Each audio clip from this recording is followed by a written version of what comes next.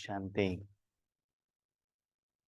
ಬಾಬ್ದಾದಾರವರು ತಮ್ಮ ಪ್ರೀತಿಯ ಮಕ್ಕಳಿಗೆ ಸಮಯದ ಅನುಸಾರದಲ್ಲಿ ತೀವ್ರ ಪುರುಷಾರ್ಥ ಸಾಧನೆ ಸೇವೆ ಮಾಡುವುದಕ್ಕೋಸ್ಕರ ಮುಂದಿನ ಪಾಠವನ್ನ ತಿಳಿಸ್ತಾ ಇರ್ತಾರೆ.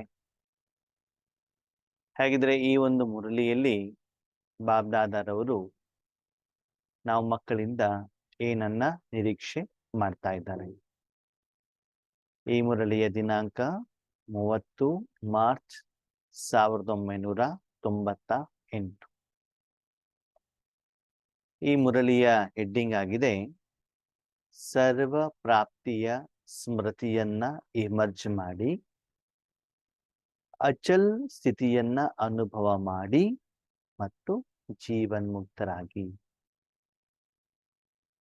ನಮ್ಮ ಮನಸ್ಸಿನಲ್ಲಿ ಏನೂ ಕಡಿಮೆತನದ ಅನುಭವ ಆಗ್ಬಾರ್ದಂತೆ, ಅಥವಾ ಆತ್ಮ ಮನಸ್ಸಿನ ಮೂಲಕ ಯಾವುದೋ ಬೇಕು ಅಥವಾ ಬೇಡ ಅಂತ ತನ್ನ ಮನೆಯಿಂದ, ತನ್ನ ಸ್ವರೂಪದಿಂದ, ತನ್ನ ಸ್ಥಿತಿಯಿಂದ, ಸ್ಮೃತಿಯಿಂದ ಹೊರಗಡೆಗೆ ಹೋಗಬಾರದು.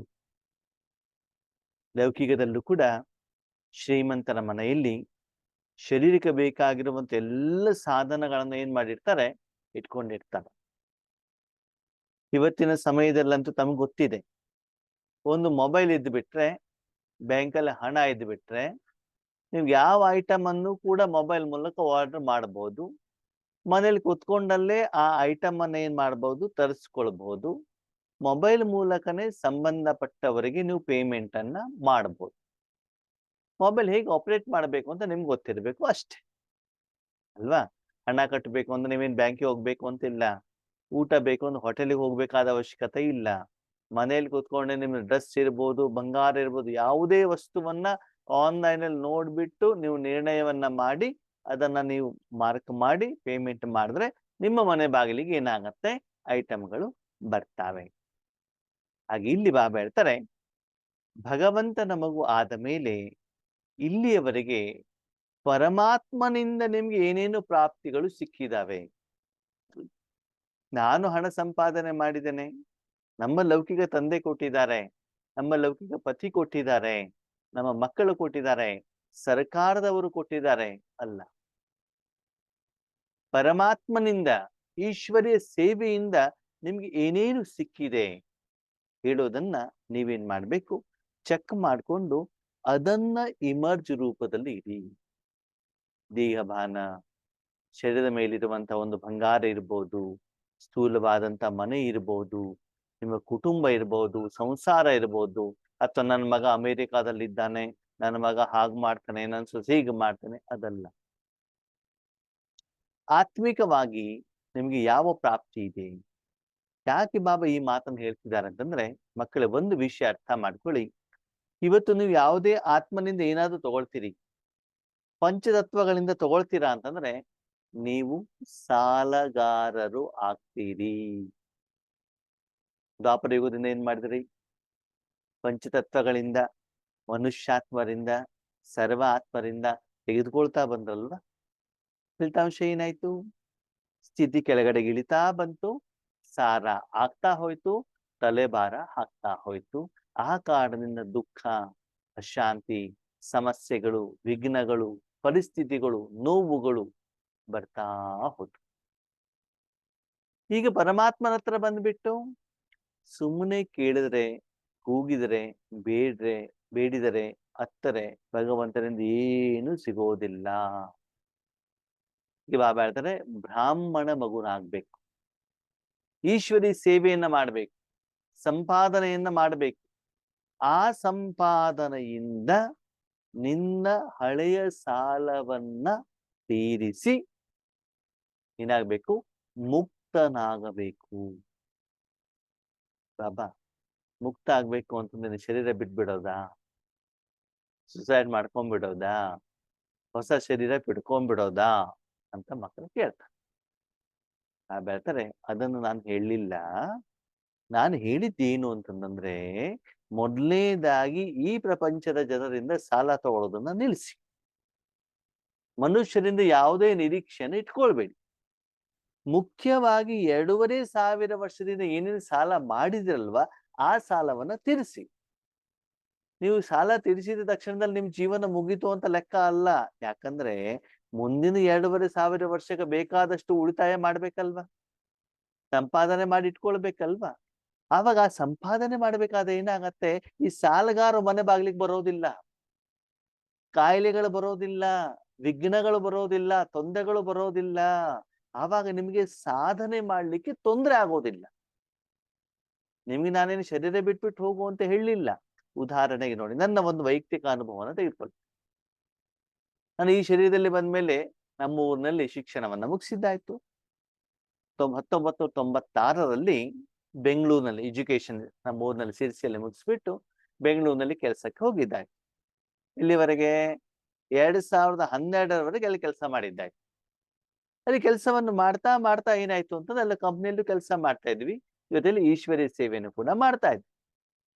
ಅಲ್ಲಿ ಆ ಕೆಲಸವನ್ನ ಮಾಡ್ಬೇಕಾದ್ರೆ ಓನರ್ ಹತ್ರ ಹೇಳ್ಸ್ಕೊಳ್ಬೇಕು, ಅಲ್ಲಿ ಕೆಲಸಗಾರತೆಯನ್ನು ತಗೊಂಡು ಹೇಳ್ಸ್ಕೊಳ್ಬೇಕಾಗ್ತದೆ. ಮಾರ್ಕೆಟ್ ಅಲ್ಲಿ ಕಸ್ಟಮರ್ ಹತ್ರ ಹೋಗಿರ್ತೀವಿ, ಅವ್ರ ಹತ್ರ ಏನೋ ಭಿನ್ನಾಭಿಪ್ರಾಯಗಳು ಬರ್ತವೆ, ಹಣ ಅಂತೂ ಬರ್ತಾ ಇರ್ತದೆ, ಅದ್ರಲ್ಲಿ ಏನು ತೊಂದರೆ ಇಲ್ಲ. ನಿಧಾನಕ್ಕೆ ಈಶ್ವರಿ ಸೇವೆಯನ್ನು ಮಾಡ್ತಾ ಮಾಡ್ತಾ ಈಶ್ವರಿ ಸೇವೆಗಳಿಗೆ ಹೆಚ್ಚಿನ ಗಮನವನ್ನ ಕೊಡ್ಲಾಯ್ತು. ಅವಾಗ ಏನಿದೆ, ಸೇವಾ ಕೇಂದ್ರಕ್ಕೆ ಹೋದಾಗ ಒಂದ್ 4-5 ವರ್ಷ ಆದ್ಮೇಲೆ ಯಾರೋ ಒಬ್ರು ಏನ್ ಮಾಡಿದ್ರು ಅಂತಂದ್ರೆ ಬಟ್ಟೆಯನ್ನ ಕೊಟ್ರು, ಶರ್ಟ್ ಪೀಸ್, ಪ್ಯಾಂಟ್ ಪೀಸ್ ಅಂತ. ಬೇರೆ ಬೇರೆ ಸೇವಾ ಕೇಂದ್ರಗಳಿಗೆ ಹೋದಾಗ ಧನ ಕೊಡ್ಲಿಕ್ಕೆ ಶುರು ಮಾಡಿದ್ರು, ಬ್ರಹ್ಮ ಭಜನ ಕೊಡ್ಲಿಕ್ಕೆ ಸ್ಟಾರ್ಟ್ ಆಯ್ತು. 2012 ನಂತರದಲ್ಲಿ ಫುಲ್ ಟೈಮ್ ಈಶ್ವರಿ ಸೇವೆ ಮಾಡ್ಬೇಕು ಅಂತ ಬಾಬಾರವರು ಒಂದು ಅವಕಾಶವನ್ನ ಕೊಟ್ಟು ಲೌಕಿಕ ಸೇವೆಗೆ ಗುಡ್ ಬೈ ಹೇಳಿ ಅಲ್ಲಿಂದ ಇವತ್ತು ಈಶ್ವರಿ ಸೇವೆಯನ್ನು ನಾವು ಮಾಡ್ತಾ ಇದ್ದೀವಿ, ಬಾಬಾ ಮಾಡಿಸ್ತಾರೆ. ಈಗ ಅದರ ಪ್ರತಿಫಲ ಏನಾಗತ್ತೆ ಅಂತಂದ್ರೆ, ಇವತ್ತು ನಾವು ಒಂದು ತಿಂಗಳ ಪೂರ್ತಿ ಏನು ದಿನಸಿ ಐಟಮ್ ಅನ್ನ ತಿಂತೀವಿ, ಹಣ್ಣು ತಗೊಳ್ತೀವಿ, ಏನು ಬಟ್ಟೆ ಬರ್ತದೆ, ಏನು ಹಣ ಬರ್ತದೆ, ಏನು ಖರ್ಚಾಗತ್ತೆ, ಸ್ಥೂಲವಾಗಿ ಸೂಕ್ಷ್ಮವಾಗಿ ಎಲ್ಲ ಬರುತ್ತೆ ಈಶ್ವರಿಯ ಸೇವೆಯ ಫಲ. ಅದಕ್ಕೆ ಬರ್ತಾರೆ ಬ್ರಾಹ್ಮಣ ಅಂದ್ರೆ ಊಟ, ತಿಂಡಿ, ಬಟ್ಟೆ, ಸಂಸಾರ ಇದೆಲ್ಲನೂ ಕೂಡ ನೀನು ಬ್ರಾಹ್ಮಣನಾಗಿ ಲೌಕಿಕದಲ್ಲಿ ಪೂಜಾ ಕೈಂಕರ್ಯವನ್ನ ಮಾಡಿ, ಪೂಜೆ ಕೆಲಸವನ್ನ ಮಾಡಿ, ಅದರಿಂದ ಬರುವಂತ ದಕ್ಷಿಣೆ, ಅದರ ಬರುವಂತಹ ಒಂದು ವಸ್ತುವಿನಿಂದ ಅಕ್ಕಿ, ತೆಂಗಿನಕಾಯಿ ಏನೇನು ಬರ್ತದೆ ಅದರಿಂದ ನಿನ್ನ ಸಹಿತ ನಿನ್ನ ಸಂಸಾರ ನಡ್ಕೊಂಡು ಹೋಗ್ಬೇಕು. ಅಷ್ಟು ಸಮಯ ನಾನು ಈಶ್ವರಿ ಸೇವೆಯನ್ನು ಮಾಡ್ಬೇಕಾಗ್ತದೆ. ಆವಾಗ ಏನಾಗತ್ತೆ, ಏನ್ ನೀವು ತಗೊಳ್ತಿದ್ದೀರೋ ನಿಮ್ಮ ಅಪ್ಪನಿಂದ ತಗೊಳ್ತಾ ಇದ್ದೀರಿ, ಶಿವಭಾವನಿಂದ ತಗೊಳ್ತಾ ಇದ್ದೀರಿ, ಬೇರೆಯವರಿಂದ ತಗೊಳ್ತಾ ಇಲ್ಲ. ಬೇರೆಯವರು ಯಾರಾದ್ರೂ ಬಂದ್ರೆ ಯೋಗದ ಮೂಲಕ, ಶಕ್ತಿಯ ಮೂಲಕ, ಜ್ಞಾನದ ಮೂಲಕ ಅವ್ರಿಗೆ ಏನ್ ಮಾಡ್ತಿದ್ರಿ, ಅವರ ಲೆಕ್ಕಾಚಾರವನ್ನ ಕ್ಲಿಯರ್ ಮಾಡ್ತಾ ಇದ್ದೀರಾ. ಅದಕ್ಕಾಗಿ ತಂದೆಯಿಂದ ಏನ್ ಸಿಗ್ತಾ ಇದೆಯೋ ಅದನ್ನ ಮನಸ್ಸಿನಲ್ಲಿ ಹೆಚ್ಚಿಗೆ ಇಟ್ಕೊಳ್ಳಿ ಹೊರತು ಲೌಕಿಕ ಪರಿವಾರದಿಂದ ಏನ್ ಸಿಕ್ಕಿದೆ. ಕೆಲವರು ತುಂಬಾ ಖುಷಿ ಪಡ್ತಾರೆ ಕರ್ನಾಟಕದಲ್ಲಿ, ಯಾಕೆ ಅಣ್ಣವ್ರೆ ಏನು ಬಸ್ ಪಾಸ್ ಫ್ರೀ ಮಾಡ್ಬಿಟ್ಟಿದಾರೆ, ನಾವು ತಿರುಗಿದ್ದು ಗೌರ್ಮೆಂಟ್ನವ್ರು ಕೊಟ್ಟಿದ್ದಾರೆ, ತಿಂಗಳಿಗೆ 2,000 ರೂಪಾಯಿ ಕೊಡ್ತಾ ಇದ್ದಾರೆ ಗೌರ್ಮೆಂಟ್ನವರು. ರೇಷನ್ ಅಲ್ಲಿ ಅಕ್ಕಿ ಫ್ರೀ ಕೊಡ್ತಿದ್ದಾರೆ, ತಿಂಗಳಿಗೆ ದುಡ್ಡು ಕೊಡ್ತಾ ಇದ್ದಾರೆ. ಇಷ್ಟು ಒಂದು ಸರ್ಕಾರದ ಹಣಕ್ಕೋಸ್ಕರ ಏನ್ ಮಾಡ್ತಿದ್ದಾರೆ, ಖುಷಿ ಪಡ್ತಾ ಇದ್ದಾರೆ, ಅದರಿಂದ ಅದರ ಪ್ರಯೋಜನವನ್ನು ಪಡ್ಕೊಳ್ತಿದ್ದಾರೆ. ಅಣ್ಣ ನಮ್ಗೆ ಏನ್ ತೊಂದರೆ ಇಲ್ಲ. ಹೌದಾ, ಯಾಕಕ್ಕೋರೆ? ಯಾಕಂದ್ರೆ ನಮ್ಮ ಮಗ ನಮ್ಗೆ ಬೇಕಾದಷ್ಟು ಹಣ ಕೊಡ್ತಾನೆ, ಮಗ ಬೇಕಾದಷ್ಟು ಹಣ ಕೊಡ್ತಾನೆ. ಅದು ಒಂದ್ ದಿವಸ ಮಗ ಹೇಳಿದಾಗ, ನಿಂದನೆ ಮಾಡಿದಾಗ, ಬೈದಾಗ ಬೈಸ್ಕೊಳ್ಬೇಕು, ನೆನ್ಪಿಡಿ, ಅವ್ರ ಮಾತನ್ನು ಕೇಳಬೇಕು. ಅದಕ್ಕಾಗಿ ಇವತ್ತು ನಿಮ್ಮ ಸಂಪಾದನೆಯನ್ನ ನೀವು ಈಶ್ವರಿಯ ಸಾಧನೆಯಿಂದ ಮಾಡ್ಕೊಳ್ತಾ ಅದನ್ನೇ ಸ್ಮೃತಿ ಇಮರ್ಜ್ ಮಾಡ್ಕೊಳ್ತಾವೆ. ಇವತ್ತು ಕೂಡ ಎಷ್ಟು ಜನ ಮಾತಾಡಿದ್ದಾರೆ, ಸ್ಥೂಲವಾಗಿ ಅವರ ಸಂಪಾದನೆಯನ್ನು ಅವರೇ ಮಾಡ್ಕೊಳ್ತಾ ಇದ್ದಾರೆ. ಆದ್ರೆ ಇಲ್ಲಿ ಬಾಬಾ ಒಂದು ವಿಷಯವನ್ನ ಹೇಳ್ತಿದ್ದಾರೆ, ಏನು ನೀವು ಸಂಪಾದನೆಯನ್ನ ಮಾಡ್ತಿರೋ ಅದು ಈಶ್ವರಿಯ ಸೇವೆಯ ಆಧಾರದ ಮೇಲೆ ಇರಬೇಕು. ಇವತ್ತು ತಮ್ಗೆ ಗೊತ್ತಿದೆ, ಈಶ್ವರಿ ವಿಶ್ವವಿದ್ಯಾಲಯದಲ್ಲಿ ನಿಮಿತ್ತ ಟೀಚರ್ಸ್ ಏನಿದ್ದಾರೆ ಅವ್ರ ಜೀವನ ಯಾವ್ದರ ಆಧಾರದಲ್ಲಿ ನಡೆಯುತ್ತೆ ಹೇಳಿ ನೋಡೋಣ. ಅವ್ರಿಗೆ ಬಟ್ಟೆ ಇಲ್ಲಿ, ಊಟ ಇಲ್ಲಿ, ಮೊಬೈಲ್ ಕರೆನ್ಸಿ ಇಲ್ಲಿ, ಅಥವಾ ಶಾರೀರಿಕವಾಗಿ ಅನಾರೋಗ್ಯ ಆದಾಗ ದೇವಸ್ಥಾನ ಇಲ್ಲಿ ಹಾಸ್ಪಿಟ್ಲಿಗೆ ಹೋದ ಖರ್ಚು ಕೂಡ ಯಜ್ಞದಿಂದಾನೇ ತಾನೇ ನಡೆಯುತ್ತೆ. ಯಾಕೆ ನಡೆಯುತ್ತೆ ಅಂದ್ರೆ ಫುಲ್ ಟೈಮ್ ಅವರು ತಮ್ಮ ಜೀವನವನ್ನ ಯಾರಿಗೆ ಒಪ್ಪಿಸಿದ್ದಾರೆ, ಈಶ್ವರನಿಗೆ ಒಪ್ಪಿಸಿದ್ದಾರೆ. ಅದಕ್ಕಾಗಿ ಮಕ್ಕಳೇ ಮುಕ್ತರಾಗಿ ಈ ವರ್ಷ ಎಲ್ಲ ಸಾಲವನ್ನ ತೀರಿಸಿ. ನೋಡಿ, ಮುಕ್ತರು ಯಾರಾಗ್ತಾರೆ ಹೇಳಿ ನೋಡೋಣ? ಯಾರಿಗೆ ಬಂಧನ ಇದೆ ಅವ್ರು ತಾನೇ ಮುಕ್ತರಾಗ್ತಾರೆ. ನಮ್ ಕಾಯಿಲೆ ಬರುತ್ತೆ, ಜ್ವರ ಬರುತ್ತೆ, ಮಾತ್ರೆ ತಗೊಂಡಾಗ ಏನಾಯ್ತು, ಹಾ ಹೌದಪ್ಪ ಜ್ವರ ಹೋಯ್ತು ಅಂತ ಬಿಟ್ಟಿರ್ತಾರೆ. ಕೆಲವೊಂದ್ಸಲ ನೆಂಟು ಬಂದಿರ್ತಾರೆ, ಹೋದ್ರೆ ಸಾಕಪ್ಪ ಅಂತ ಅನ್ಸ್ತಾ ಇರ್ತದೆ. ಅಂತೂ ನೆಂಟರು ಮನೆಯಿಂದ ಹೊರಗಡೆ ಹೋದ್ರು ಅಂತ ಅನ್ಸುತ್ತೆ. ಅಂದ್ರೆ ಆ ವಸ್ತು, ಆ ವ್ಯಕ್ತಿ, ಆ ವಿಷಯ, ಆ ವಿಚಾರ, ಆ ಜ್ಞಾನ, ಆ ಸಂಸ್ಕಾರ, ಆ ಸಂಸಾರ ನಮಗೆ ತೊಂದರೆಯನ್ನ ಕೊಡುತ್ತೆ. ಅದಕ್ಕಾಗಿ ತೊಂದರೆ ಕೊಡುವಂತ ವಿಷಯದಿಂದ ನೀವು ಮುಕ್ತರಾಗಿ. ಸಾಲಗಾರರು ನಿಮ್ಮ ಮನೆಯಲ್ಲಿ ಬಾಗಿಲಲ್ಲಿ ಬಂದು ಕುತ್ಕೊಂಡ್ರೆ ನಿಮ್ಗೆ ಇಷ್ಟ ಆಗತ್ತಾ? ಇಲ್ಲ ಅಲ್ವಾ? ಅದೇ ನಿಮ್ಮಿಂದ ಧನ ತಗೊಂಡು ಹೋಗ್ಲಿಕ್ಕೆ ಯಾರಾದ್ರೂ ಬಂದಿದ್ರೆ, ನಮ್ಮಿಂದ ತಗೊಂಡು ಹೋಗ್ತಾ ಇದಾರಲ್ಲ, ಅವಾಗ ನಿಮ್ಗೆ ಏನಾಗೋದಿಲ್ಲ, ಬೇಜಾರಾಗೋದಿಲ್ಲ. ಅದಕ್ಕಾಗಿ ಯಾರಾದ್ರೂ ನಿಮ್ಮ ಹತ್ರ ಬಂದ್ರೆ ನಿಮ್ಮಿಂದ ಐಶ್ವರ್ಯ ಶಕ್ತಿ, ಪ್ರೀತಿ, ಸಮಸ್ಯೆಗಳಿಗೆ ಸಮಾಧಾನ ಸಿಗಬೇಕು. ನಿಮ್ಗೆ ಯಾರಾದ್ರೂ ಫೋನ್ ಮಾಡಿದ್ರೆ, ಅಣ್ಣವ್ರೆ ಈ ಸಮಸ್ಯೆ ಇದೆ ಪರಿಹಾರ ಮಾಡಿ ಅಂತ ಕೇಳಬೇಕು. ನೀವು ಇನ್ನೊಬ್ಬರ ಹತ್ರ ಹೋಗ್ಬಿಟ್ಟು ಅಕ್ಕೋರೆ ಇದು ಕೊಡಿ ಅಂತ ಬಿಟ್ಟು ಬೇಡಬಾರದು. ಒಂದು ವೇಳೆ ನೀವು ಯಾರ ಹತ್ರ ಏನಾದ್ರೂ ಕೇಳಿದ್ರು ಕೂಡ ಅದಕ್ಕಿಂತ ಹೆಚ್ಚಿನ ರೂಪದಲ್ಲಿ ನೀವು ಈಶ್ವರಿ ಸೇವೆಯನ್ನ ನೀವು ಮಾಡಿರಬೇಕು. ಅವಾಗ ನಿಮ್ಗೆ ಬೇಡ್ಲಿಕ್ಕೆ ಏನಿರ್ತದೆ, ಅಧಿಕಾರ ಇರ್ತದೆ ಅಲ್ವಾ? ಅದಕ್ಕಾಗಿ ಬಾಬಾ ಒಂದು ಸುಂದರ ಮಾತನ್ನ ಹೇಳ್ತಾರೆ, ಸರ್ವ ಪ್ರಾಪ್ತಿಗಳು, ಭಗವಂತನ ಮಗು ಆಗಿದ್ದೀನಲ್ಲ, ಆತ್ಮಕ್ಕೆ ಬೇಕಾದಷ್ಟು ಕೊಟ್ಟಿದ್ದಾನೆ ಬಾಬಾ. ಹಾಕೊಳ್ಳಿಕ್ ಬಟ್ಟೆ ಕೊಟ್ಟಿದ್ದಾನೆ, ಇರ್ಲಿಕ್ಕೆ ಮನೆ ಕೊಟ್ಟಿದ್ದಾರೆ, 3 ಹೊತ್ತಿನ ಊಟ ಕೊಟ್ಟಿದ್ದಾರೆ. ಆ ರೀತಿ ಈಶ್ವರ ಅವನ ಕಾರ್ಯವನ್ನ ಮಾಡ್ತಾ ಇರೋದಕ್ಕೆ ನನಗೆ ಎಷ್ಟು ಬೇಕೋ ಅಷ್ಟನ್ನ ಕೊಟ್ಟಿದ್ದಾರೆ. ಇಲ್ಲ ಅಣ್ಣವ್ರೆ ಹೊಸದೊಂದು ಮೊಬೈಲ್ ಬಂದಿದೆ, ಅದು ಬೇಕಾಗಿತ್ತು, ಅದನ್ನ ಬಾಬಾ ನನಗೆ ಕೊಡ್ಸಿಲ್ಲ, ನನ್ನಿಂದ ಇನ್ನೊಂದು ಬಂಗಾರ ಕೇಳ್ಬಿಟ್ಟೆ, ಅದನ್ನ ನನಗೆ ಬಾಬಾ ಕೊಟ್ಟಿಲ್ಲ ಅಂತ ಅತೃಪ್ತಿಯ ಭಾವ ನಿಮ್ಮ ಮನಸ್ಸಿನಲ್ಲಿ ಇರಕೂಡದು. ಮುಖ್ಯವಾಗಿ ಆಧ್ಯಾತ್ಮಿಕವಾಗಿ ನಿರಾಕಾರವಾಗಿ ಸಮಯದ ಅನುಸಾರ ನಿಮ್ಗೆ ಯಾವುದರ ಅವಶ್ಯಕತೆ ಇದೆಯೋ ಅದನ್ನ ಬಾಬಾ ಕೊಟ್ಟಿದ್ದಾರ. ಕಷ್ಟಗಳು ಬಂದಾಗ ಭಗವಂತ ನಿಮ್ಮ ಜೊತೆಲಿ ಇದ್ಬಿಟ್ಟು ಆ ಕಷ್ಟವನ್ನ ದೂರ ಮಾಡಿದಾರ? ಇದನ್ನ ಚೆಕ್ ಮಾಡ್ಕೊಳ್ಳಿ. ಅವಾಗ ನಿಮ್ಮ ಸ್ಥಿತಿ ಏನಿರ್ತದೆ, ಅಚಲ. ಯಾಕೆ? ಒಬ್ಬ ತಂದೆಯ ಜೊತೆಗೆ ನಾನು ಇದ್ದೇನೆ, ಅವನ ಜೊತೆ ಜೀವನವನ್ನ ಮಾಡ್ತಾ ಇದ್ದಾನೆ, ಅವನಿಂದನೇ ಪಾಲನೆ ತಗೊಳ್ತಾ ಇದ್ದಾನೆ, ಅವನಿಂದನೇ ಶಿಕ್ಷಣವನ್ನ ಪಡ್ಕೊಳ್ತಾ ಇದ್ದಾನೆ. ಪ್ರತಿಯೊಂದು ವಿಷಯಕ್ಕೂ ಏನಿದ್ರು ನಾನು ಅವನನ್ನೇ ಕೇಳ್ತಾ ಇದ್ದೇನೆ, ಬೇರೆ ಯಾರತ್ತನೂ ಕೂಡ ನಾನು ಕೇಳ್ತಾ ಇಲ್ಲ. ಅವನ ಮತದಂತೆ ನಾನು ನಡೀತಾ ಇದ್ದೇನೆ. ನೋಡಿ, ನಾವು ಫ್ಯಾಕ್ಟ್ರಿ ಕೆಲಸ ಮಾಡ್ಬೇಕಾದ್ರೆ ಪ್ರಪಂಚದಲ್ಲಿ ಎಷ್ಟು ಜನ ಬೇಕಾದ್ರೂ ಇಲ್ಲಿ, ಯಾವ ಫ್ಯಾಕ್ಟ್ರಿ ಬೇಕಾದ್ರೂ ಇಲ್ಲಿ, ನಾನು ಎಲ್ಲಿ ಕೆಲಸ ಮಾಡ್ತೇನೆ ಅವರಿಗೋಸ್ಕರ ತಾನು ನಾನು ಕೆಲಸ ಮಾಡ್ಬೇಕು, ಸಂಬಳ ಕೊಡೋದು ಇವ್ರು ತಾನೇ ನನಗೆ. ಹಾಗೆ ನಾವು ಇವತ್ತು ಒಬ್ಬ ಭಗವಂತನಿಗೋಸ್ಕರ ನಮ್ಮ ಜೀವನವನ್ನ ನಡೆಸಬೇಕಾಗ್ತದೆ. ದಿನಕ್ಕಾಗಿ ಅಷ್ಟು ಸಮಯವನ್ನ ನಾವು ಕೊಡ್ಬೇಕಾಗ್ತದೆ. ಅದಕ್ಕಾಗಿ ಭಗವಂತ ನಮ್ಮಿಂದ ಮನಸಾ ಸೇವೆ ಆಗ್ಲಿ, ವಾಚಾ ಸೇವೆ ಆಗ್ಲಿ, ಕರ್ಮಣ ಸೇವೆ ಆಗ್ಲಿ, ಧನ ಸೇವೆ ಆಗ್ಲಿ, ಏನು ನಮ್ಮಿಂದ ತೆಗೆದುಕೊಳ್ತಾರೋ.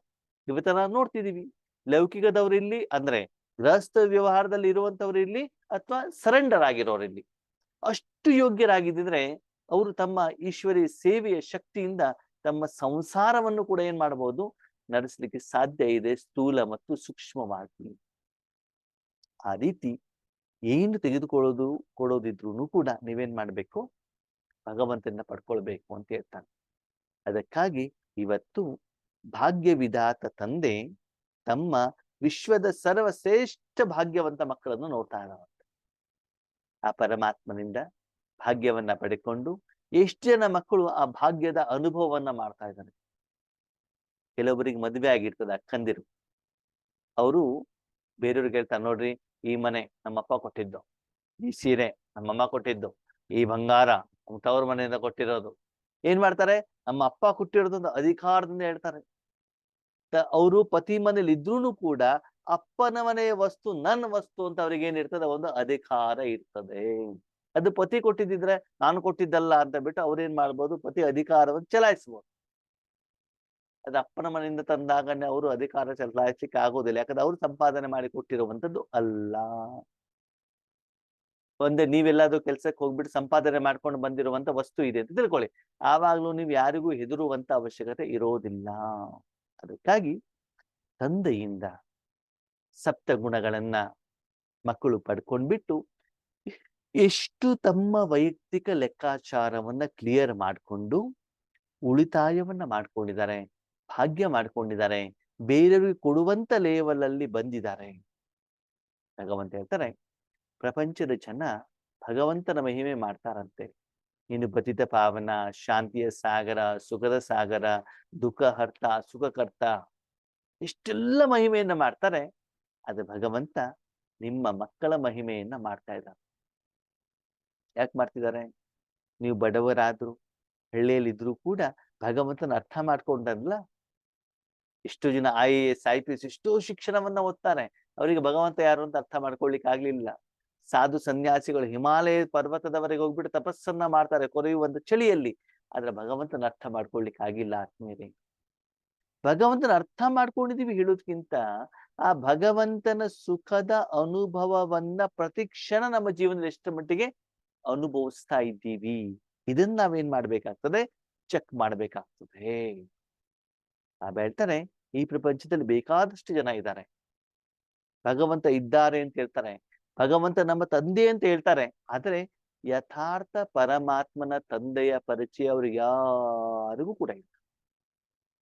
ಆದ್ರೆ ನೀವು ಚಿಕ್ಕವರಿರ್ಬೋದು, ದೊಡ್ಡವರಿರ್ಬೋದು, ಶ್ರೀಮಂತರಿರ್ಬೋದು, ಬಡವರಿರ್ಬೋದು, ಯಾವುದೇ ದೇಶದವರು, ವಿದೇಶದವರು, ಭಾಷೆಯವರು, ಯಾರಿದ್ರು ಕೂಡ ನಿಮ್ಗೆಲ್ಲರಿಗೂ ಗೊತ್ತು ಯಾರು? ನಾನು ಯಾರು? ಆತ್ಮ. ನಮ್ಮ ತಂದೆ ಯಾರು? ಪರಮಾತ್ಮ.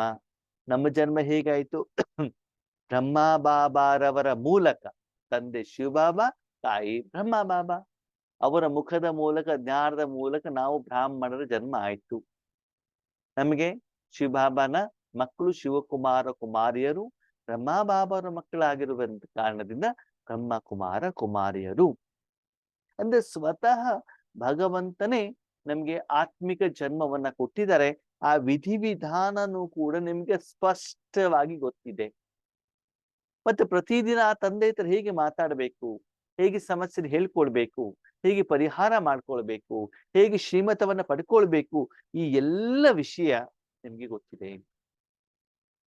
ಭಗವಂತ ಹೇಳ್ತಾರೆ, ಪ್ರಪಂಚದ ಜನ ಭಗವಂತನ ಹಾಡಿ ಹೊಗಳ್ತಾರೆ, ಆದ್ರೆ ತಂದೆಯ ಪಾಲನೆಯ ಅನುಭವ ಅವರಿಗಿಲ್ಲ.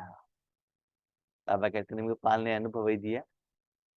ಬಾಬನ ಮಗು ಆದ್ಮೇಲೆ ನಿಮ್ಗೆ ಅನ್ಸುತ್ತಾ? ಕೆಲವರು ಹೇಳ್ತಾರೆ, ಅಣ್ಣವ್ರೆ ನಮ್ದೊಂದು ಕೋರ್ಟ್ ಕೇಸ್ ಇತ್ತು ಬಾಬನ ಮಗು ಆಗೋ ಮೊದ್ಲೆ, ಆದ್ರೆ ಬಾಬನ ಮಗು ಆದ್ಮೇಲೆ ಬಾಬಾ ಏನ್ ಮಾಡಿದ್ರು, ಕೋರ್ಟ್ ಕೇಸನ್ನ ಕ್ಲಿಯರ್ ಮಾಡಿಕೊಟ್ರು. ಅಂದ್ರೆ ತಂದೆ ಕಾರಣದಿಂದ ಆ ಸಮಸ್ಯೆಗೆ ಪರಿಹಾರ ಆಯ್ತು ಅಂತ ಹೇಳ್ಬಿಟ್ಟು ಆ ಪಾಲನೆ ಅನುಭವ ಮಾಡ್ತಾರೆ.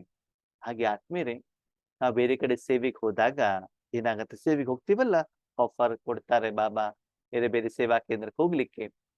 ಆವಾಗ ಹೋಗ್ಬೇಕಾದ್ರೆ ಏನು ಬಸ್ ಚಾರ್ಜ್ ಇದೆಯಲ್ಲ, ಟಿಕೆಟ್ ಕೂಡ ಅವರೇ ಕೊಡ್ತಾರೆ, ಅವರೇ ಮಾಡಿಸ್ಕೊಡ್ತಾರೆ. ಅಲ್ಲಿ ಹೋದ್ಮೇಲೆ ಬ್ರಹ್ಮ ಭೋಜನ ಸಿಗತ್ತೆ, ಇರ್ಲಿಕ್ಕೆ ವ್ಯವಸ್ಥೆ ಸಿಗತ್ತೆ, ಎಲ್ಲ ವ್ಯವಸ್ಥೆನೂ ಕೂಡ ಮಾಡ್ತಾರೆ. ಅದ್ಮೇಲೆ ಪಾಲನೆ ಯಾರು ಮಾಡ್ತಾರೆ ಹೇಳಿ ನೋಡೋಣ? ಬಾಬಾನೇ ತಾನೇ ಮಾಡ್ತಾರೆ. ಇನ್ನು ಲೌಕಿಕದಲ್ಲಿ ಇದ್ದಾಗಲೂ ಕೂಡ ನಿಮ್ಗೆ ಅನ್ಸ್ಬೇಕು, ಸ್ಥೂಲವಾಗಿ ಸೂಕ್ಷ್ಮವಾಗಿ ಎಲ್ಲಾ ರೀತಿಯ ಪಾಲನೆಯನ್ನು ಬಾಬಾ ಮಾಡ್ತಿದ್ದಾರೆ. ಆತ್ಮಕ್ಕಿರ್ಬೋದು, ಮನಬುದ್ಧಿ ಸಂಸ್ಕಾರಕ್ಕಿರ್ಬೋದು, ಶರೀರಕ್ಕಿರ್ಬೋದು. ಜೊತೆಲಿ ನಿಮ್ಗೆ ಹೇಗ್ ಅನ್ಸ್ಬೇಕು ಗೊತ್ತಾ? ನನ್ನ ವೈಯಕ್ತಿಕ ಅನುಭವ. ಈಗ ನನ್ನ ಕರ್ಮದ ಲೆಕ್ಕಾಚಾರದ ಅನುಸಾರ ನಮ್ಮ ಮನೆಯಲ್ಲಿ ನಮ್ಮ ತಾಯಿ ಇದ್ದಾರೆ, 90 ವರ್ಷ ವಯಸ್ಸು, ಅವರ ನೋಡ್ಕೊಳ್ಳುವಂತ ಜವಾಬ್ದಾರಿ ನಂದಾಗಿದೆ. ನನಗೆ ಸ್ಪಷ್ಟವಾಗಿ ಗೊತ್ತು, ಬಾಬಾರವರ ಕಾರಣದಿಂದ, ಅವರ ಶಕ್ತಿಯಿಂದ, ಈಶ್ವರಿ ಸೇವೆಯ ಫಲದಿಂದ ಅವರಷ್ಟು ಆರೋಗ್ಯವಾಗಿದ್ದಾರೆ, ಖುಷಿಯಾಗಿದ್ದಾರೆ, ಆ ಏಜಿನಲ್ಲೂ ಕೂಡ. ಆದ್ಮೇಲೆ ಒಂದು ಸೀಕ್ರೆಟ್ ಹೇಳ್ತೇನೆ ಕೇಳಿ. ನಿನ್ನೆ ಒಂದು ಗೃಹ ಪ್ರವೇಶಕ್ಕೆ ಹೋಗಿದ್ದಿತ್ತು, ಶ್ರೀಮಂತರ ಮನೆ ಪ್ರವೇಶ. ಆ ಮನೆಯವರು ನಮ್ಗೆ ತುಂಬಾ ಸಹಯೋಗವನ್ನ ಕೊಟ್ಟಿದ್ದಾರೆ ನಾವು ಚಿಕ್ಕವರಿದ್ದಾಗ. ಆದ್ರೆ ನಾನು ನಮ್ಮ ಮನೆಯ ವಾತಾವರಣನೂ ಕೂಡ ನೋಡಿದೆ, ಅಲ್ಲಿ ವಾತಾವರಣನೂ ಕೂಡ ನೋಡಿದೆ. ನಮ್ಮ ಮನೆಯಲ್ಲಿ ಸ್ಥೂಲವಾಗಿ ಮನೆ ಸಿಂಪಲ್ ಆಗಿದ್ರು ಕೂಡ ಮಾನಸಿಕವಾಗಿ ನಾವು, ಅಮ್ಮ, ನಮ್ಮ ಮನೇಲಿರೋ ನಾವು ಖುಷಿಯಾಗಿದ್ದೀವಿ. ನಮ್ಮಣ್ಣ ಅಲ್ಲಿ ಹೋದಾಗ ನೋಡ್ಲಿಕ್ಕೆಲ್ಲ ಶ್ರೀಮಂತಿಕೆ ಇದ್ರು ಕೂಡ ಯಾರಿಗೂ ಮನಸ್ಸಿನಲ್ಲಿ ಆ ಒಂದು ನೆಮ್ಮದಿ ಇಲ್ಲ. ಮನೆಯಲ್ಲಿ ಕ್ಲೇಶಗಳು, ಭಿನ್ನಾಭಿಪ್ರಾಯಗಳು, ಜಗಳಗಳು, ಆಸ್ತಿಗಳಲ್ಲಿ ಏನು ನನಗೆ ಬೇಕು ನಿನಗೆ ಬೇಕು ಹೇಳುವಂತ ಒಂದು ಭಾವ, ಇದು ಪ್ರಪಂಚದ ಎಲ್ಲ ಮನಸ್ಸಿನಲ್ಲಿ, ಮನುಷ್ಯನ ಮನಸ್ಸಿನಲ್ಲಿ ತುಂಬ್ಕೊಂಡ್ಬಿಟ್ಟಿದೆ ಆತ್ಮೀಯ. ಅಂದ್ರೆ ಮಾನಸಿಕ ನೆಮ್ಮದಿ ಇಲ್ಲ. ಯಾವುದು ಮನುಷ್ಯ ಜೀವನದ ಮುಖ್ಯವಾದ ಉದ್ದೇಶನೂ ಅದು ಸಿಗ್ತಾ ಇಲ್ಲ. ನಮ್ಗೆ ಗೊತ್ತು, ಯಾವುದೇ ಸಮಸ್ಯೆಗಳು ಬಂದ್ರು ಕೂಡ ಭಗವಂತನ ಪ್ರೀತಿ, ಭಗವಂತನ ಪಾಲನೆಯಿಂದ ನನಗಷ್ಟೇ ಅಲ್ಲ, ನನ್ನನ್ನ ಅವಲಂಬಿತವಾಗಿರುವಂತ ಯಾರೆಲ್ಲ ಆತ್ಮಗಳಿದ್ದಾರೆ ಅವರಿಗೂ ಕೂಡ ಬಾಬಾ ಪಾಲನೆಯನ್ನ ಕೊಡ್ತಾ ಇದ್ದಾರೆ. ಆ ಅನುಭವ ನಿಮ್ಗೆ ಆಗ್ಬೇಕು ಅಂತಂದ್ರೆ ಅಷ್ಟು ಸಮಯ ನೀವು ಭಗವಂತನ ಫ್ಯಾಕ್ಟ್ರಿಯಲ್ಲಿ ಕೆಲಸ ಮಾಡ್ಬೇಕು. ಎಷ್ಟು ಸಮಯ ಸೇವೆಯನ್ನ ಮಾಡ್ಬೇಕು, ಅಷ್ಟು ಸಮಯ ತಪಸ್ಸನ್ನ ಮಾಡಬೇಕು, ಅವನ ಮೇಲೆ ಅವಲಂಬಿತವಾಗಿರಬೇಕು. ಅದಕ್ಕಾಗಿ ಮುಖ್ಯವಾಗಿ ಬಾಬಾ ಹೇಳ್ತಾರೆ 3 ಸಂಬಂಧ. ಮೊದಲನೇದಾಗಿ ಬೆಳಗಿಂದ ಸಾಯಂಕಾಲದವರೆಗೂ ಕೂಡ ಪ್ರತಿ ಕರ್ಮದಲ್ಲಿ ತಂದೆ ಪಾಲನೆ ಕೊಟ್ಟಿದ್ದು ಗೊತ್ತಾಗತ್ತಾ?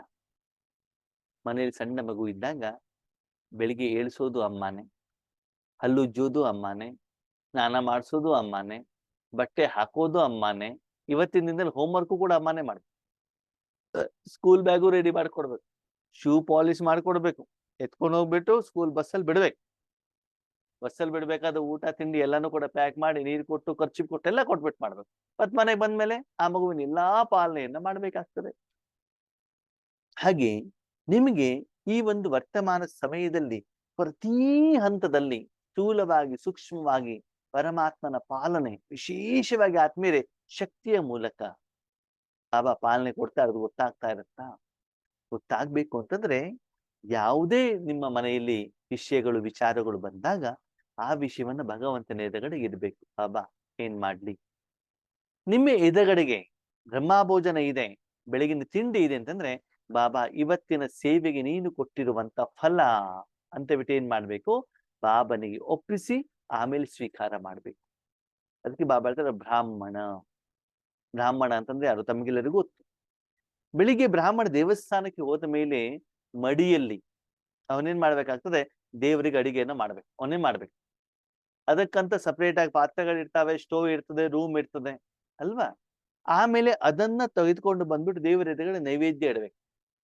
ನೈವೇದ್ಯ ಇಡಬೇಕಾದ್ರೆ ಅಲ್ಲಿ ಬ್ರಾಹ್ಮಣ ಮತ್ತೆ ಮೂರ್ತಿ ಮಾತ್ರ ಇರ್ತಾರೆ, ಡೋರ್ ಕ್ಲೋಸ್ ಮಾಡ್ಬಿಡ್ತಾರೆ. ಭಕ್ತರ ಎದುರುಗಡೆಗೆ ಏನ್ ಮಾಡೋದಿಲ್ಲ, ನೈವೇದ್ಯವನ್ನ ಮಾಡೋದಿಲ್ಲ. ಆಮೇಲೆ ಅದನ್ನ ಭಕ್ತರಿಗೆ ಕೊಟ್ಟ ಮೇಲೆ ಅವನೇನ್ ಮಾಡ್ಬೇಕಾಗತ್ತೆ, ಸ್ವೀಕಾರವನ್ನ ಮಾಡ್ಬೇಕಾಗ್ತದೆ.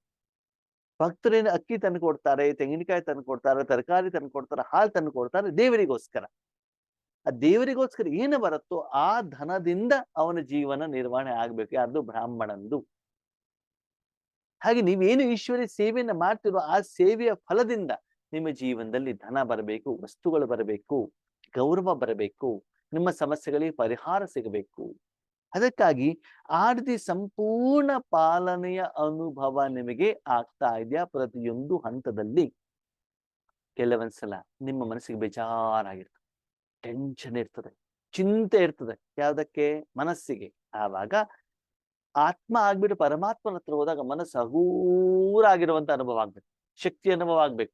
ಸ್ಥೂಲ ಬಿಟ್ಬಿಡಿ, ಸ್ಥೂಲ ಊಟ ಸಿಕ್ತು, ತಿಂಡಿ ಸಿಕ್ತು, ಬಟ್ಟೆ ಸಿಕ್ತು, ಮನೆ ಸಿಕ್ತು, ಅದು ಬೇರೆ.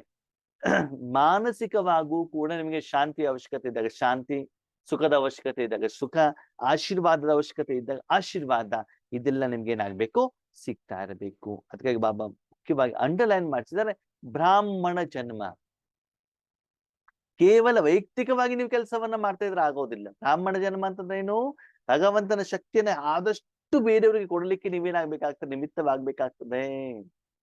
ಬ್ರಾಹ್ಮಣ ತನ್ನ ಮನೆಯಲ್ಲಿ ಪೂಜೆ ಮಾಡಿದವನಿಗೆ ಬ್ರಾಹ್ಮಣ ಅಂತ ಹೇಳೋದಿಲ್ಲ. ದೇವಸ್ಥಾನದಲ್ಲಿ ಹೋಗ್ಬಿಟ್ಟು ಪೂಜೆ ಮಾಡ್ಬೇಕು, ಬೇರೆಯವ್ರ ಮನೆಗೆ ಹೋಗ್ಬಿಟ್ಟು ಪೂಜೆ ಮಾಡ್ಬೇಕು, ಅವರ ಸಂಕಷ್ಟಗಳನ್ನ ದೂರ ಮಾಡ್ಬೇಕು, ಆವಾಗ ಅವನಿಗೆ ಬ್ರಾಹ್ಮಣ ಅಂತ ಹೇಳ್ತಾರೆ. ನಾವ್ ಇಚ್ಛೆ ಏನ್ ಮಾಡ್ತೀವಿ, ನನಗ್ ಕೊಡು, ನನ್ನ ಮಕ್ಕಳಿಗೆ ಕೊಡು, ನನ್ನ ಮೊಮ್ಮಕ್ಕಳಿಗೆ ಕೊಡು, ಅದು ಕೊಡು, ಇದು ವೈಯಕ್ತಿಕವಾಗಿ ನಾವು ಬೇಡ್ತಾ ಇರ್ತೀವಿ. ಅವಾಗ ನೀವು ಬ್ರಾಹ್ಮಣರಾಗೋದಿಲ್ಲ. ಅದಕ್ಕಾಗಿ ನೀವು ಮುಕ್ತರಾಗ್ಲಿಕ್ಕೆ ಸಾಧ್ಯ ಇಲ್ಲ. ಅದಕ್ಕಾಗಿ ಬಾಬಾ ಹೇಳ್ತಾರೆ ಪರಮಾತ್ಮನ ಪ್ರೀತಿ ನಮ್ಗೆ ಸರ್ವ ಸಂಬಂಧವನ್ನ ಅನುಭವ ಮಾಡಿಸುತ್ತೆ. ಅದಕ್ಕಾಗಿ ಲೌಕಿಕದಲ್ಲಿ ಬೇರೆ ಯಾವುದೋ ಸಂಬಂಧ ಬೇಕು, ಶರೀರಧಾರಿ, ತಂದೆ ತಾಯಿ, ಅಣ್ಣ ತಮ್ಮ, ಪತಿ, ಮಕ್ಕಳು ಮೊಮ್ಮಕ್ಕಳು ಬೇಕು ಹೇಳುವಂತಹ ಭಾವ ನಮ್ಮಲ್ಲಿ ಬರೋದಿಲ್ಲ. ಒಂದು ನಿಮಿತ್ತಗೋಸ್ಕರ ಅವ್ರ ಜೊತೆಗೆ ಇರ್ತೀವಿ ಹೊರತು ಮನಸ್ಸಿನಲ್ಲಿ ಆ ಸಂಬಂಧ ಬೇಕು ಅಂತ ಹೇಳ್ಬಿಟ್ಟು ಅನ್ಸೋದಿಲ್ಲ. ಈ ಪರಮಾತ್ಮನ ಪ್ರೀತಿ ಶರೀರದ ಭಾನನ್ನ ಮರ್ತು ಬಿಡ್ತದೆ. ನಾನು ಶರೀರ ಹೇಳೋದನ್ನ ಮರ್ತು ಬಿಡುತ್ತೆ, ಸ್ತ್ರೀ ಪುರುಷ ಹೇಳೋದು ಮರ್ತು ಬಿಡುತ್ತೆ. ನಾವು ನೋಡ್ತೀವಿ ಕೆಲವೊಂದು ಈಶ್ವರಿ ಸೇವೆ ಮಾಡ್ಬೇಕಾದ್ರೆ ಆದ್ಮೇಲೆ ಕೆಲವೊಂದ್ಸರಿ ನಮ್ಮ ಲೌಕಿಕ ಮನೆಯಿಂದ ಎಷ್ಟೋ 1000 ಕಿಲೋಮೀಟರ್ ದೂರ ಹೋಗಿರ್ತೀವಿ, ನಾನು ಮರ್ತು ಬಿಟ್ಟಿರ್ತೇನೆ. ಕಾರ್ಯಕ್ರಮ ಮುಗಿದ ಮೇಲೆ ನಾನು ಇಷ್ಟು ದೂರ ಬಂದಿದ್ದೇನೆ ಅಂತ ಅನ್ಸುತ್ತೆ. ಕೆಲವೊಂದ್ಸಲ ಸೇವಾ ಕೇಂದ್ರದ ಒಳಗಡೆಗೆ ಹೋದ್ರೆ 3-4 ದಿನದ ನಂತರ ಹೊರಗಡೆಗೆ ಬರೋದಿರ್ತದೆ. ಅಲ್ಲಿವರೆಗೂ ಡೇ ಅಂಡ್ ನೈಟ್. ಇವತ್ತಂತೂ ಆನ್ಲೈನ್ ಆಫ್ಲೈನ್ ಅಂದ್ಬಿಟ್ಟು ಪುರ್ಸತ್ತೇ ಇಲ್ಲ. ಓಕೆನಾ? ಬೆಳಿಗ್ಗೆ ಅಮೃತ ವೇಳೆ ಯುಗ ಆದ ತಕ್ಷಣದಲ್ಲಿ ಮುರಳಿ ಕ್ಲಾಸ್ ಅಂತೆ, ಅದಾದ್ಮೇಲೆ ಅಲ್ಲಿ ಕ್ಲಾಸ್ ಸ್ಟಾರ್ಟ್ ಆಗುತ್ತದೆ. ಸಾಯಂಕಾಲ 5 ಗಂಟೆ ಮುಗಿತು ಹೇಳೋದ್ರೊಳಗಡೆ 6 ಗಂಟೆ ಆನ್ಲೈನ್ ಸ್ಟಾರ್ಟ್ ಆಗಿಬಿಡುತ್ತೆ. ಬೇರೆ ಯಾವ್ದು ಯೋಚನೆ ಮಾಡಿ ಪುರ್ಸತ್ತೆ ಇರೋದಿಲ್ಲ. ಆ 3 ದಿನ ಕಾರ್ಯಕ್ರಮ ಮುಗಿದ ಮೇಲೆ ನಾನು ಯಾವ ಊರಿನಲ್ಲಿ ಇದ್ದೇನೆ ಏನು ಅಂತ ನನಗೆ ಸ್ಮೃತಿ ಬರ್ತದೆ. ಅಂದ್ರೆ ಆ ದೇಹಬಾನ, ಲೌಕಿಕ ಪ್ರಪಂಚ, ನ್ಯೂಸ್ ಯಾವುದು ಕೂಡ ಗೊತ್ತಿರೋದಿಲ್ಲ ಆತ್ಮಕ್ಕೆ. ಹಾಗೆ ಆ ಪರಮಾತ್ಮನ ಪ್ರೀತಿ, ಪಾಲನೆ, ಸ್ನೇಹ, ಸೇವೆಯ ಫಲ ಆ ದೇಹ ಭಾನವನ್ನೇ ಮರ್ತು ಬಿಡುತ್ತದೆ. ಮತ್ತು ನಮಗೆ ತುಂಬಾ ಜನ ಪ್ರೀತಿಯನ್ನ ತೋರಿಸ್ತಾರೆ. ನೀವು ಬೇಕಾದ್ರೆ ಅಬ್ಸರ್ವೇಷನ್ ಮಾಡಿ. ಅವ್ರ ಪ್ರೀತಿ ಯಾವಾಗ ಬರುತ್ತೆ ಗೊತ್ತಾ? ನಿಮ್ಮಿಂದ ಏನಾದ್ರು ಕೆಲಸ ಆಗ್ಬೇಕು, ಅವಾಗ ಅವ್ರಿಗೆ ಪ್ರೀತಿ ಬರುತ್ತೆ. ನೀವು ಫೋನ್ ಮಾಡ್ತಾರೆ, ಮಾತಾಡ್ಲಿಕ್ಕೆ ಬರ್ತಾರೆ, ಅಂದ್ರೆ ಸ್ವಾರ್ಥ. ಕೆಲಸ ಆಯ್ತಾ, ನಿಮ್ಮನ್ನ ಯಾರು ಮಾತಾಡ್ಸ. ಈಗ ಬಟ್ ಆ ಸ್ವಾರ್ಥ ಪ್ರೀತಿಯಿಂದ ನಿಮ್ಮನ್ನ ಬಾಬಾ ಏನ್ ಮಾಡ್ತಾರೆ, ದೂರ ಮಾಡಿಸ್ತಾರೆ. ಭಗವಂತನ ಪ್ರೀತಿ ಪಡ್ಕೊಳ್ತಾ ಹೋದಾಗ ಸ್ವಾರ್ಥ ಪ್ರೀತಿ ಯಾವುದು, ನಿಸ್ವಾರ್ಥ ಪ್ರೀತಿ ಯಾವುದು ಅಂತ ನಿಮ್ಗೆ ಏನಾಗ್ತಾ ಹೋಗ್ತದೆ, ಗೊತ್ತಾಗ್ತಾ ಹೋಗ್ತದೆ. ಈ ರೀತಿ ನೀವು ಸದಾ ಕಾಲ ಪರಮಾತ್ಮನ ಪಾಲನೆಯಿಂದ ಪಾಲನೆ ಪಡ್ಕೊಳ್ಳುವಂಥವ್ರು. ಬಾಬಾ ಹುರುಳಿಗಳಲ್ಲಿ ಒಂದೊಂದು ಶಬ್ದವನ್ನು ಉಪಯೋಗ ಮಾಡ್ಕೊಳ್ತಾರಲ್ಲ, ತುಂಬಾ ಸುಂದರವಾಗಿ ಉಪಯೋಗ ಮಾಡ್ತಾರೆ. ಇಲ್ಲಿ ಭಗವಂತ ದೇವ್ರು ಅಂತ ಹೇಳಿಲ್ಲ, ಭಗವಂತ ಅಂತ ಹೇಳಿಲ್ಲ, ತಂದೆ ಅಂತ ಹೇಳಿಲ್ಲ. ಏನ್ ಹೇಳ್ತಾರೆ ಬಾಬಾ? ಪರಮಾತ್ಮ ಅಂತ ಹೇಳ್ತಾರೆ. ಪರಮಾತ್ಮ ಅಂತಂದ್ರೆ ಏನು? ಆತ್ಮಕ್ಕೆ ಪಾಲನೆಯನ್ನ ಕೊಡುವಂಥವನು, ಶರೀರಕ್ಕಲ್ಲ. ಅದಕ್ಕಾಗಿ ಪರಮಾತ್ಮನ ಶಕ್ತಿಯನ್ನ ಆತ್ಮಕ್ಕೆ ಪಡೆದುಕೊಳ್ಳುವಂಥವರಾಗ್ಬೇಕಾಗ್ತದೆ ಅಂತ ಭಾಗ್ಯವಂತ ಮಕ್ಕಳು. ಅವಾಗ ಮಕ್ಕಳೇ ಏನೇ ತಗೊಳ್ಬೇಕಾದ್ರೆ ನಿಮ್ಗೆ ಅನ್ಸುತ್ತೆ. ಇವಾಗ ನೋಡಿ, ಉದಾಹರಣೆಗೆ ಈಗ ನಾನೊಂದು ಕಂಪ್ಯೂಟರ್ ನಲ್ಲಿ ಮಾತಾಡ್ತಾ ಇದ್ದೇನೆ ನಿಮ್ ಜೊತೆ, ಕಂಪ್ಯೂಟರ್ ಮೂಲಕ, ಹೌದಾ? ಇದನ್ನು ಕೊಡಿಸಿದವರು ಯಾರು? ಬಾಬಾ ತಾನು, ನಿಮಿತ್ತ ಆತ್ಮಗಳ ಮೂಲಕ. ಅಲ್ವಾ? ಒಂದು ಶರ್ಟ್ ಹಾಕೊಂಡಿದ್ದೆ, ಓಕೆನಾ? ಈ ಶರ್ಟ್ ಯಾರು ಕೊಡ್ಸಿದ್ದು? ಈಶ್ವರ ಯಜ್ಞದಲ್ಲಿ ತಾನೇ ಕೊಡ್ಸಿರೋದು. ನಾನು ಹಣ ಕೊಟ್ಬಿಟ್ಟು ತಗೊಂಡಿದ್ದಲ್ಲವಲ್ಲ. ಯಾವ ಮೈಕ್ ಮೂಲಕ ಮಾತಾಡ್ತಿದ್ದಿಲ್ಲ, ಇದನ್ನು ಕೂಡ ಯಜ್ಞದಲ್ಲಿ ತಾನೇ ಸಿಕ್ಕಿರೋದು. ನಮ್ಗೆ ಏನ್ ಅನ್ಸತ್ತೆ? ನಮ್ಮ ಹತ್ರ ಏನು ಇವತ್ತು ಸಾಧನಗಳಿದ್ದಾವು, ಅವರೆಲ್ಲ ಯಾರು? ಪರಮಾತ್ಮನ ಪರಮಾತ್ಮನಿಗೆ ಸಿಕ್ಕಿರುವ ಒಂದು ಸಾಧನಗಳು. ಈಗ ಇಷ್ಟೆಲ್ಲಾ ಜನ ನೀವು ಎದುರುಗಡೆ, ನಮ್ಮ ಎದುರುಗಡೆ ಕೂತ್ಕೊಂಡಿದ್ದೀರಿ. ನೀವ್ಯಾರಾದ್ರು ನಮ್ಮ ಅಣ್ಣ, ತಮ್ಮ, ಚಿಕ್ಕಪ್ಪ, ದೊಡ್ಡಪ್ಪ, ಅವ್ರದ್ದು ಯಾರು ಮಕ್ಕಳ ನೀವು? ನಮಗೂ ನಿಮ್ಗೆ ಏನಾದ್ರು ರಕ್ತ ಸಂಬಂಧ ಇದೆಯಾ? ಇಲ್ವಲ್ಲ. ನೀವೆಲ್ಲ ಪರಮಾತ್ಮನ ಮಕ್ಕಳು ತಾನೆ. ಪರಮಾತ್ಮನಿಗೋಸ್ಕರ ಬಂದಿರೋ ತಾನೆ, ಈಶ್ವರಿ ಸೇವೆಗೋಸ್ಕರ ಬಂದಿರೋ ತಾನೆ. ಹೌದು, ಅಣ್ಣ ಮತ್ತು ಸಹೋದರ ಸಹೋದರಿ ಸಂಬಂಧ ಇದೆ, ಅದು ಇಲ್ಲಿ ಯಾವುದೂ ಕೂಡ ಲೌಕಿಕ ಸಂಬಂಧ ಇಲ್ಲ. ಹೌದಾ? ಅಂದ್ಮೇಲೆ ಇದೇನು ಸಂಪೂರ್ಣವಾಗಿದೆ, ಇದು ಈಶ್ವರಿಯ ಸೇವೆ. ನನ್ನ ವೈಯಕ್ತಿಕ ಹೇಳೋದು ಏನೂ ಇಲ್ಲ. ಈ ರೀತಿ ಈಶ್ವರಿ ಸೇವೆಯನ್ನು ಮಾಡ್ತಾ ಮಾಡ್ತಾ ಮಾಡ್ತಾ ಪ್ರತಿಯೊಂದು ಹಂತದಲ್ಲೂ ಕೂಡ ಪರಮಾತ್ಮನ ಪಾಲನೆಯನ್ನ ನಾವು ಪಡ್ಕೊಳ್ಬೇಕು. ಬೇರೆಯವರಿಗೆ ಈಗ ನೀವ್ ಯಾಕೆ ಬಂದಿದ್ದೀರಿ? ಯೋಗೇಶನ ಊಟ ಕೊಡ್ತಾರೆ ಅಂತ ಬಂದಿದ್ದೀರಾ? ತಿಂಡಿ ಕೊಡ್ತಾರೆ ಅಂತ ಬಂದಿದ್ದೀರಾ? ಹಣ ಕೊಡ್ತೀವಿ ಅಂತ ಬಂದಿದ್ದೀರಾ? ಇಲ್ಲ. ಪರಮಾತ್ಮನ ಜ್ಞಾನ, ಪರಮಾತ್ಮನ ಶಕ್ತಿಯನ್ನ ಕೊಡ್ತಾರೆ. ಪರಮಾತ್ಮನ ಸಾಧನವನ್ನ ಒಂದು ಪಡ್ಕೊಳ್ಳಿಕ್ ಬಂದಿದ್ದೀರ ಹೊರತು ನಿಮ್ದನ್ನು ಕೊಡ್ಲಿಕ್ಕೆ ಬಂದಿಲ್ವಲ್ಲ. ದೇವಸ್ಥಾನದಲ್ಲಿ ಬ್ರಾಹ್ಮಣ ತನ್ನ ಮನೆಯದನ್ನು ಯಾವುದನ್ನು ತಂದು ಕೊಡೋದಿಲ್ಲ. ಭಕ್ತರು ದೇವರಿಗಂತ ಏನ್ ತಂದು ಕೊಟ್ಟಿರ್ತಾರೋ ಅದನ್ನೇ ಪ್ರಸಾದ ರೂಪದಲ್ಲಿ ಕೊಡ್ತಾರೆ. ನಾವು ನಮ್ಮ ಮನೆಯದೇನು ಕೊಡೋದಿಲ್ಲ. ನಮಗೆ ಭಗವಂತ ಏನ್ ಕೊಟ್ಟಿರ್ತಾರೋ ಅದನ್ನೇ ತಾನೇ ನಿಮ್ಗೆ ಕೊಡ್ತೀವಿ ನಾವು. ಅದು ಶಕ್ತಿನೇ ಇರ್ಬೋದು, ಜ್ಞಾನನೇ ಇರ್ಬೋದು, ಏನೇ ಇರ್ಬೋದು, ಅಲ್ವಾ? ಹಾಗೆ ಈ ರೀತಿ ನಮ್ಮ ಜೀವನದ ಒಂದೊಂದು ಕ್ಷಣದಲ್ಲಿ ಏನ್ ಅನ್ಸ್ಬೇಕು ಅಂತಂದ್ರೆ, ಇದೆಲ್ಲವನ್ನ ಭಗವಂತನಿಗೆ ಒಪ್ಪಿಸಿಬಿಟ್ಟು, ನನ್ನ ಹತ್ರ ಇವತ್ತು ಏನಿದೆಯೋ ಅದು ಭಗವಂತ, ನಂದಲ್ಲ. ಜಮೀನಿರ್ಲಿ, ವ್ಯಕ್ತಿಗಳಿರ್ಲಿ, ಶರೀರ ಇರ್ಲಿ, ಬಂಗಾರ ಇರ್ಲಿ, ಬಟ್ಟೆ ಇರ್ಲಿ, ಏನಿದ್ರು ಕೂಡ ಯಾರ್ದದು? ಭಗವಂತಂದು. ಕೆಲವೊಂದ್ಸಲ ಸಾಲ ಇದ್ದಾಗ ಏನ್ ಮಾಡ್ತಾರೆ, ನಿಮ್ಮ ಅಪ್ಪ ಅಮ್ಮ ಸಾಲವನ್ನ ತೀರಿಸ್ತಾರೆ, ಅವರ ಹಣವನ್ನ ಕೊಟ್ಟು ಸಾಲ ತೀರಿಸ್ತಾರೆ. ನಿಮ್ಗೇನ್ ಅನ್ಸುತ್ತೆ? ನಮ್ಮಪ್ಪ ನನ್ನ ಮನೆಯನ್ನು ಕೊಡಿಸಿದ್ದಾರೆ. ಹೌದಾ? ಬ್ಯಾಂಕಲ್ಲಿ ಸಾಲ ಮಾಡ್ಬಿಟ್ಟಿದೆ, ತೀರಿಸಿದ್ಯಾರು? ಅಪ್ಪ. ಹಾಗೆ ರಾಜಯೋಗ ಮಾಡಿ ಮಾಡಿ ಮಾಡಿ ಪ್ರತಿಯೊಂದು ಹಂತದಲ್ಲೂ ಕೂಡ ತಂದೆಯ ಪಾಲನೆ ಅನುಭವ ನಿಮ್ಗೆ ಆಗ್ತದೆ. ಇನ್ನೆರಡನೇದು ಬಾಬಾ ಹೇಳ್ತಾರೆ, ಮಕ್ಳು ಎರಡನೇ ಭಾಗ್ಯ ಯಾವುದು? ನಿಮ್ಗೆ ನೋಡಿ, 5,000 ವರ್ಷದಲ್ಲಿ ಪ್ರತಿದಿನ ಪರಮಧಾಮದಿಂದ ನಿಮ್ಗೆ ನಾನು ಓದ್ಲಿಕ್ಕೆ ಬರ್ತೇನೆ. ಇಷ್ಟು ದೂರದಿಂದ ಬರ್ತೇನೆ ನಾನು, 1 ಸೆಕೆಂಡ್ ಅಲ್ಲಿ ಬರ್ತೇನೆ. ಇಷ್ಟು ದೂರದಿಂದ ಯಾರಾದ್ರೂ ಟೀಚರ್ ಬರ್ತಾರ ಓದಿಸ್ಲಿಕ್ಕೆ? ಯಾರು ಬರೋದಿಲ್ಲ ತಾನೆ. ಶಿವಬಾಬಾ ಅಷ್ಟು ದೂರದಿಂದ ನೀವು ಮಕ್ಕಳಿಗೋಸ್ಕರ ಬರ್ತೇನೆ. ಹಾಗಿದ್ರೆ ಅಷ್ಟೇ ಪ್ರೀತಿಯಿಂದ ಮುರಳಿಯನ್ನ ಕೇಳ್ತಿದ್ದೀರಾ, ಅರ್ಥ ಮಾಡ್ಕೊಳ್ತಾ ಇದ್ದೀರಾ, ಜ್ಞಾನವನ್ನ ಕಾರ್ಯರೂಪದಲ್ಲಿ ತರ್ತಾ ಇದ್ದೀರಾ, ಅದರ ಉಪಯೋಗ ಪಡ್ಕೊಳ್ತಾ ಇದ್ದೀರಾ, ಅನುಭವ ಮಾಡ್ತಾ ಇದ್ದೀರಾ ಅಂತ ಬಾಬಾ ಕೇಳ್ತಾ ಇದ್ದಾರೆ. ಆ ಒಂದು ನಶೆ ಇದೆಯಾ ನಿಮ್ಮಲ್ಲಿ? ಯಾವ ನಶೆ? ಪರಮಾತ್ಮ ನಮಗೆ ಓದಿಸ್ತಾ ಇದ್ದಾರೆ ಹೇಳುವಂತ ನಶೆ ಇದೆಯಾ? ಆ ಪರಮಾತ್ಮನ ಓದಿನಿಂದ ಪಡ್ಕೊಂಡಿರುವಂತ ಲಾಭದ ಅನುಭೂತಿ ಇದೆಯಾ ಅಂತ ಬಾಬಾ ಕೇಳ್ತಾ ಇದ್ದಾರೆ. ಅದರ ಪ್ರಯೋಜನ ನಿಮ್ಗೆ ಸಿಕ್ಕಿದೆಯಾ ಅಂತ ಬಾಬಾ ಕೇಳ್ತಾ ಇದ್ದಾರೆ. ಎರಡನೇದಾಗಿ, ಲೌಕಿಕ ಓದ್ಬೇಕು ಅಂದ್ರೆ ಎಷ್ಟು ಟೆನ್ಷನ್ ತಗೊಳ್ಬೇಕಲ್ವಾ? ಎಷ್ಟು ಪುಸ್ತಕಗಳನ್ನ ಓದ್ಬೇಕಾಗತ್ತೆ, ಎಷ್ಟು ಪರಿಶ್ರಮ ಪಡಬೇಕಾಗ್ತದೆ. ಆದ್ರೆ ಈ ಓದಿಗೆ ನಾನು ತಂದೆ ಇಬ್ರೆ, ಮತ್ ಬೇರೆ ಏನು ಇಲ್ಲ. ಟೆನ್ಷನ್ನೇ ಇಲ್ಲ. ಅಲ್ಲಿ ತುಂಬಾ ಇಷ್ಟು ವರ್ಷ ಓದ್ಬೇಕು, ಅಷ್ಟು ಓದ್ಬೇಕು, ಮಾಸ್ಟರ್ ಡಿಗ್ರಿ ಮಾಡ್ಬೇಕು, ಮತ್ತೊಂದು ಮಾಡ್ಬೇಕು, ಎಷ್ಟೆಲ್ಲ ಇರ್ತದೆ, ವಿಷಯಗಳು ತುಂಬಾ ಇರ್ತಾನೆ. ಚಿಕ್ಕ ಮಕ್ಕಳಾದ್ರೂ ಓದ್ಬೋದು, ಹಳ್ಳಿಯಲ್ಲಿರೋರಾದ್ರೂ ಓದ್ಬೋದು, ಕಲ್ದೇ ಇದ್ದವರು ಕೂಡ ಓದ್ಬೋದು. ಓದಬೇಕು ಹೇಳುವಂತ ಮನಸ್ಸಿರುವಂತವ್ರು ಯಾರು ಬೇಕಾದ್ರೂ ಇಷ್ಟು ಬೇಕಾದ್ರೂ ಶಿಕ್ಷಣವನ್ನ ಓದಲಿಕ್ಕೆ ಸಾಧ್ಯ ಇದೆ, ಅವಕಾಶ ಇದೆ ಅಂತ ಹೇಳ್ತಿದ್ದಾರೆ ಬಾಬಾ. ಅದಕ್ಕಾಗಿ ಮಕ್ಕಳೇ, ಆ ತಂದೆಯಿಂದ ಶಿಕ್ಷಕನ ರೂಪದಲ್ಲಿ ಶಿಕ್ಷಣವನ್ನ ಪಡ್ಕೊಳ್ತಾ ಇದ್ದೀರಾ. ಬಾಬಾ ಇಷ್ಟೊಂದು ಜ್ಞಾನವನ್ನ ಕೊಟ್ಟಿದ್ದಾರೆ. 3 ಲೋಕದ ಜ್ಞಾನವನ್ನ ಕೊಟ್ಟಿದ್ದಾರೆ, 3 ಕಾಲದ ಜ್ಞಾನವನ್ನ ಕೊಟ್ಟಿದ್ದಾರೆ, ಷಷ್ಠಿ ಚಕ್ರದ ಜ್ಞಾನವನ್ನ ಕೊಟ್ಟಿದ್ದಾರೆ, ಶಾಂತಿ ಹೇಗೆ ಪಡ್ಕೊಳ್ಬೇಕು ಅಂತ ಜ್ಞಾನವನ್ನ ಕೊಟ್ಟಿದ್ದಾರೆ, ವಿಶ್ವ ಪರಿವರ್ತನೆ ಹೇಗೆ ಮಾಡಬೇಕು ಅಂತ ಜ್ಞಾನವನ್ನ ಕೊಟ್ಟಿದ್ದಾರೆ. ಇಷ್ಟೊಂದು ಸರ್ವಶ್ರೇಷ್ಠವಾದಂತ ಜ್ಞಾನ ಯಾವುದೇ ವೇದ ಶಾಸ್ತ್ರಗಳಲ್ಲಿ ಇಲ್ಲದೇ ಇರುವಂತದನ್ನ ಭಗವಂತ ನಿಮ್ಗೆ ಕೊಟ್ಟಿದ್ದಾರೆ. ಆ ನಶೆ, ಆ ಖುಷಿ, ಆ ಸ್ಮೃತಿ ನಿಮ್ಮಲ್ಲಿ ಇದೆಯಾ, ಅಥವಾ ಉಮಂಗ್ ಉತ್ಸಾಹ ಇಳಿದೋಗ್ಬಿಟ್ಟಿದ್ಯಾ ಅಂತ ಬಿಟ್ಟು ಕೇಳ್ತಾ ಇದ್ದಾರೆ ಬಾಬಾ. ಅಂದ್ರೆ ಆ ಶಿಕ್ಷಣವನ್ನ ಪಡೆದುಕೊಂಡು ನಮ್ಮ ಜೀವನದಲ್ಲಿ ಪರಿವರ್ತನೆ ಆದಾಗ ಮಾತ್ರ ಆ ಉಮಂಗ ಉತ್ಸಾಹ, ನಶೆ ಹೇಳುವಂಥದ್ದು ಬರ್ತದೆ. ಅದಕ್ಕಾಗಿ ಇಷ್ಟು ನೀವು ಭಗವಂತನ ಜ್ಞಾನವನ್ನ ಪಡ್ಕೊಳ್ತಾ ಇರ್ತಿರೋ ಅಷ್ಟೇ ಹಾರ್ತಾ ಹೋಗ್ತೀರ. ಅದೇ ಲೌಕಿಕದಲ್ಲಿ ಶಿಕ್ಷಣ ಪಡ್ಕೊಂಡಷ್ಟು ಟೆನ್ಷನ್ ಟೆನ್ಷನ್ ಟೆನ್ಷನ್, ಭಾರ ಭಾರ, ತಲೆ ಭಾರ ಆಗ್ತಾ ಹೋಗ್ತದೆ ಅಲ್ವಾ. ದೊಡ್ಡವರು ಆಗ್ತಾ ದೊಡ್ಡ ದೊಡ್ಡ ಪುಸ್ತಕಗಳನ್ನ ತಗೊಂಡೋಗ್ಬೇಕಾಗತ್ತೆ, ತುಂಬಾ ಬುಕ್ಗಳನ್ನ ಫಾಲೋ ಮಾಡ್ಬೇಕಾಗ್ತದೆ ಅಲ್ವಾ. ಅದಕ್ಕೆ ಇಲ್ಲಿ ಬಾಬಾ ಏನ್ ಹೇಳ್ತಾರೆ, ಎಷ್ಟು ಶಿಕ್ಷಣ ಪಡ್ಕೊಳ್ತಾ ಹೋಗ್ತಿರೋ ಅಷ್ಟು ನೀವು ಮುಕ್ತರಾಗ್ತಾ ಹೋಗ್ತಿರೋ, ನಿಮ್ಮ ಮನಸ್ಸು ಬುದ್ಧಿ ಏನಾಗ್ತಾ ಹೋಗ್ತದೆ, ಹಗುರವಾಗ್ತಾ ಹೋಗ್ತದೆ. ಎಷ್ಟು ಹಗುರವಾಗ್ತಾ ಇದೆಯೋ ಅಷ್ಟು ನೀವು ಜ್ಞಾನವನ್ನ ನಿಮ್ಮ ಜೀವನದಲ್ಲಿ ಕಾರ್ಯಗತ ಮಾಡ್ತಾ ಇದ್ದೀರಿ ಅಂತ ಅರ್ಥ. ಇನ್ನು ಮುಂದೆ ಬಾಬಾ ಹೇಳ್ತಾರೆ ಗುರುವಿನ ರೂಪದಲ್ಲಿ ಭಗವಂತ ಏನ್ ಮಾಡ್ತಿದ್ದಾರೆ, ಪ್ರತಿದಿನ ನಿಮಗೆ ವರದಾನವನ್ನ ಕೊಡ್ತಾ ಇದ್ದಾರೆ, ಶ್ರೀಮತವನ್ನ ಕೊಡ್ತಾ ಇದ್ದಾರೆ. ಯಾವುದೇ ಕರ್ಮವನ್ನ ಕೇಳಿ, ಬಾಬಾ ಹೇಗ್ ಮಾಡ್ಲಿ, ಯಾವಾಗ ಮಾಡ್ಲಿ, ಹೀಗೆ ಮಾಡ್ಬೇಕು, ಹಾಗೆ ಮಾಡ್ಬೇಕು ಅಂತ ನೀವು ಕರೆಕ್ಟ್ ಆಗಿ ಕೇಳಿದಿದ್ರೆ ಮುರಳಿಯ ಮೂಲಕ ನಿಮಗೆ ಪ್ರಶ್ನೆಗಳಿಗೆ ಉತ್ತರ ಸ್ಪಷ್ಟವಾಗಿ ಸಿಗತ್ತೆ.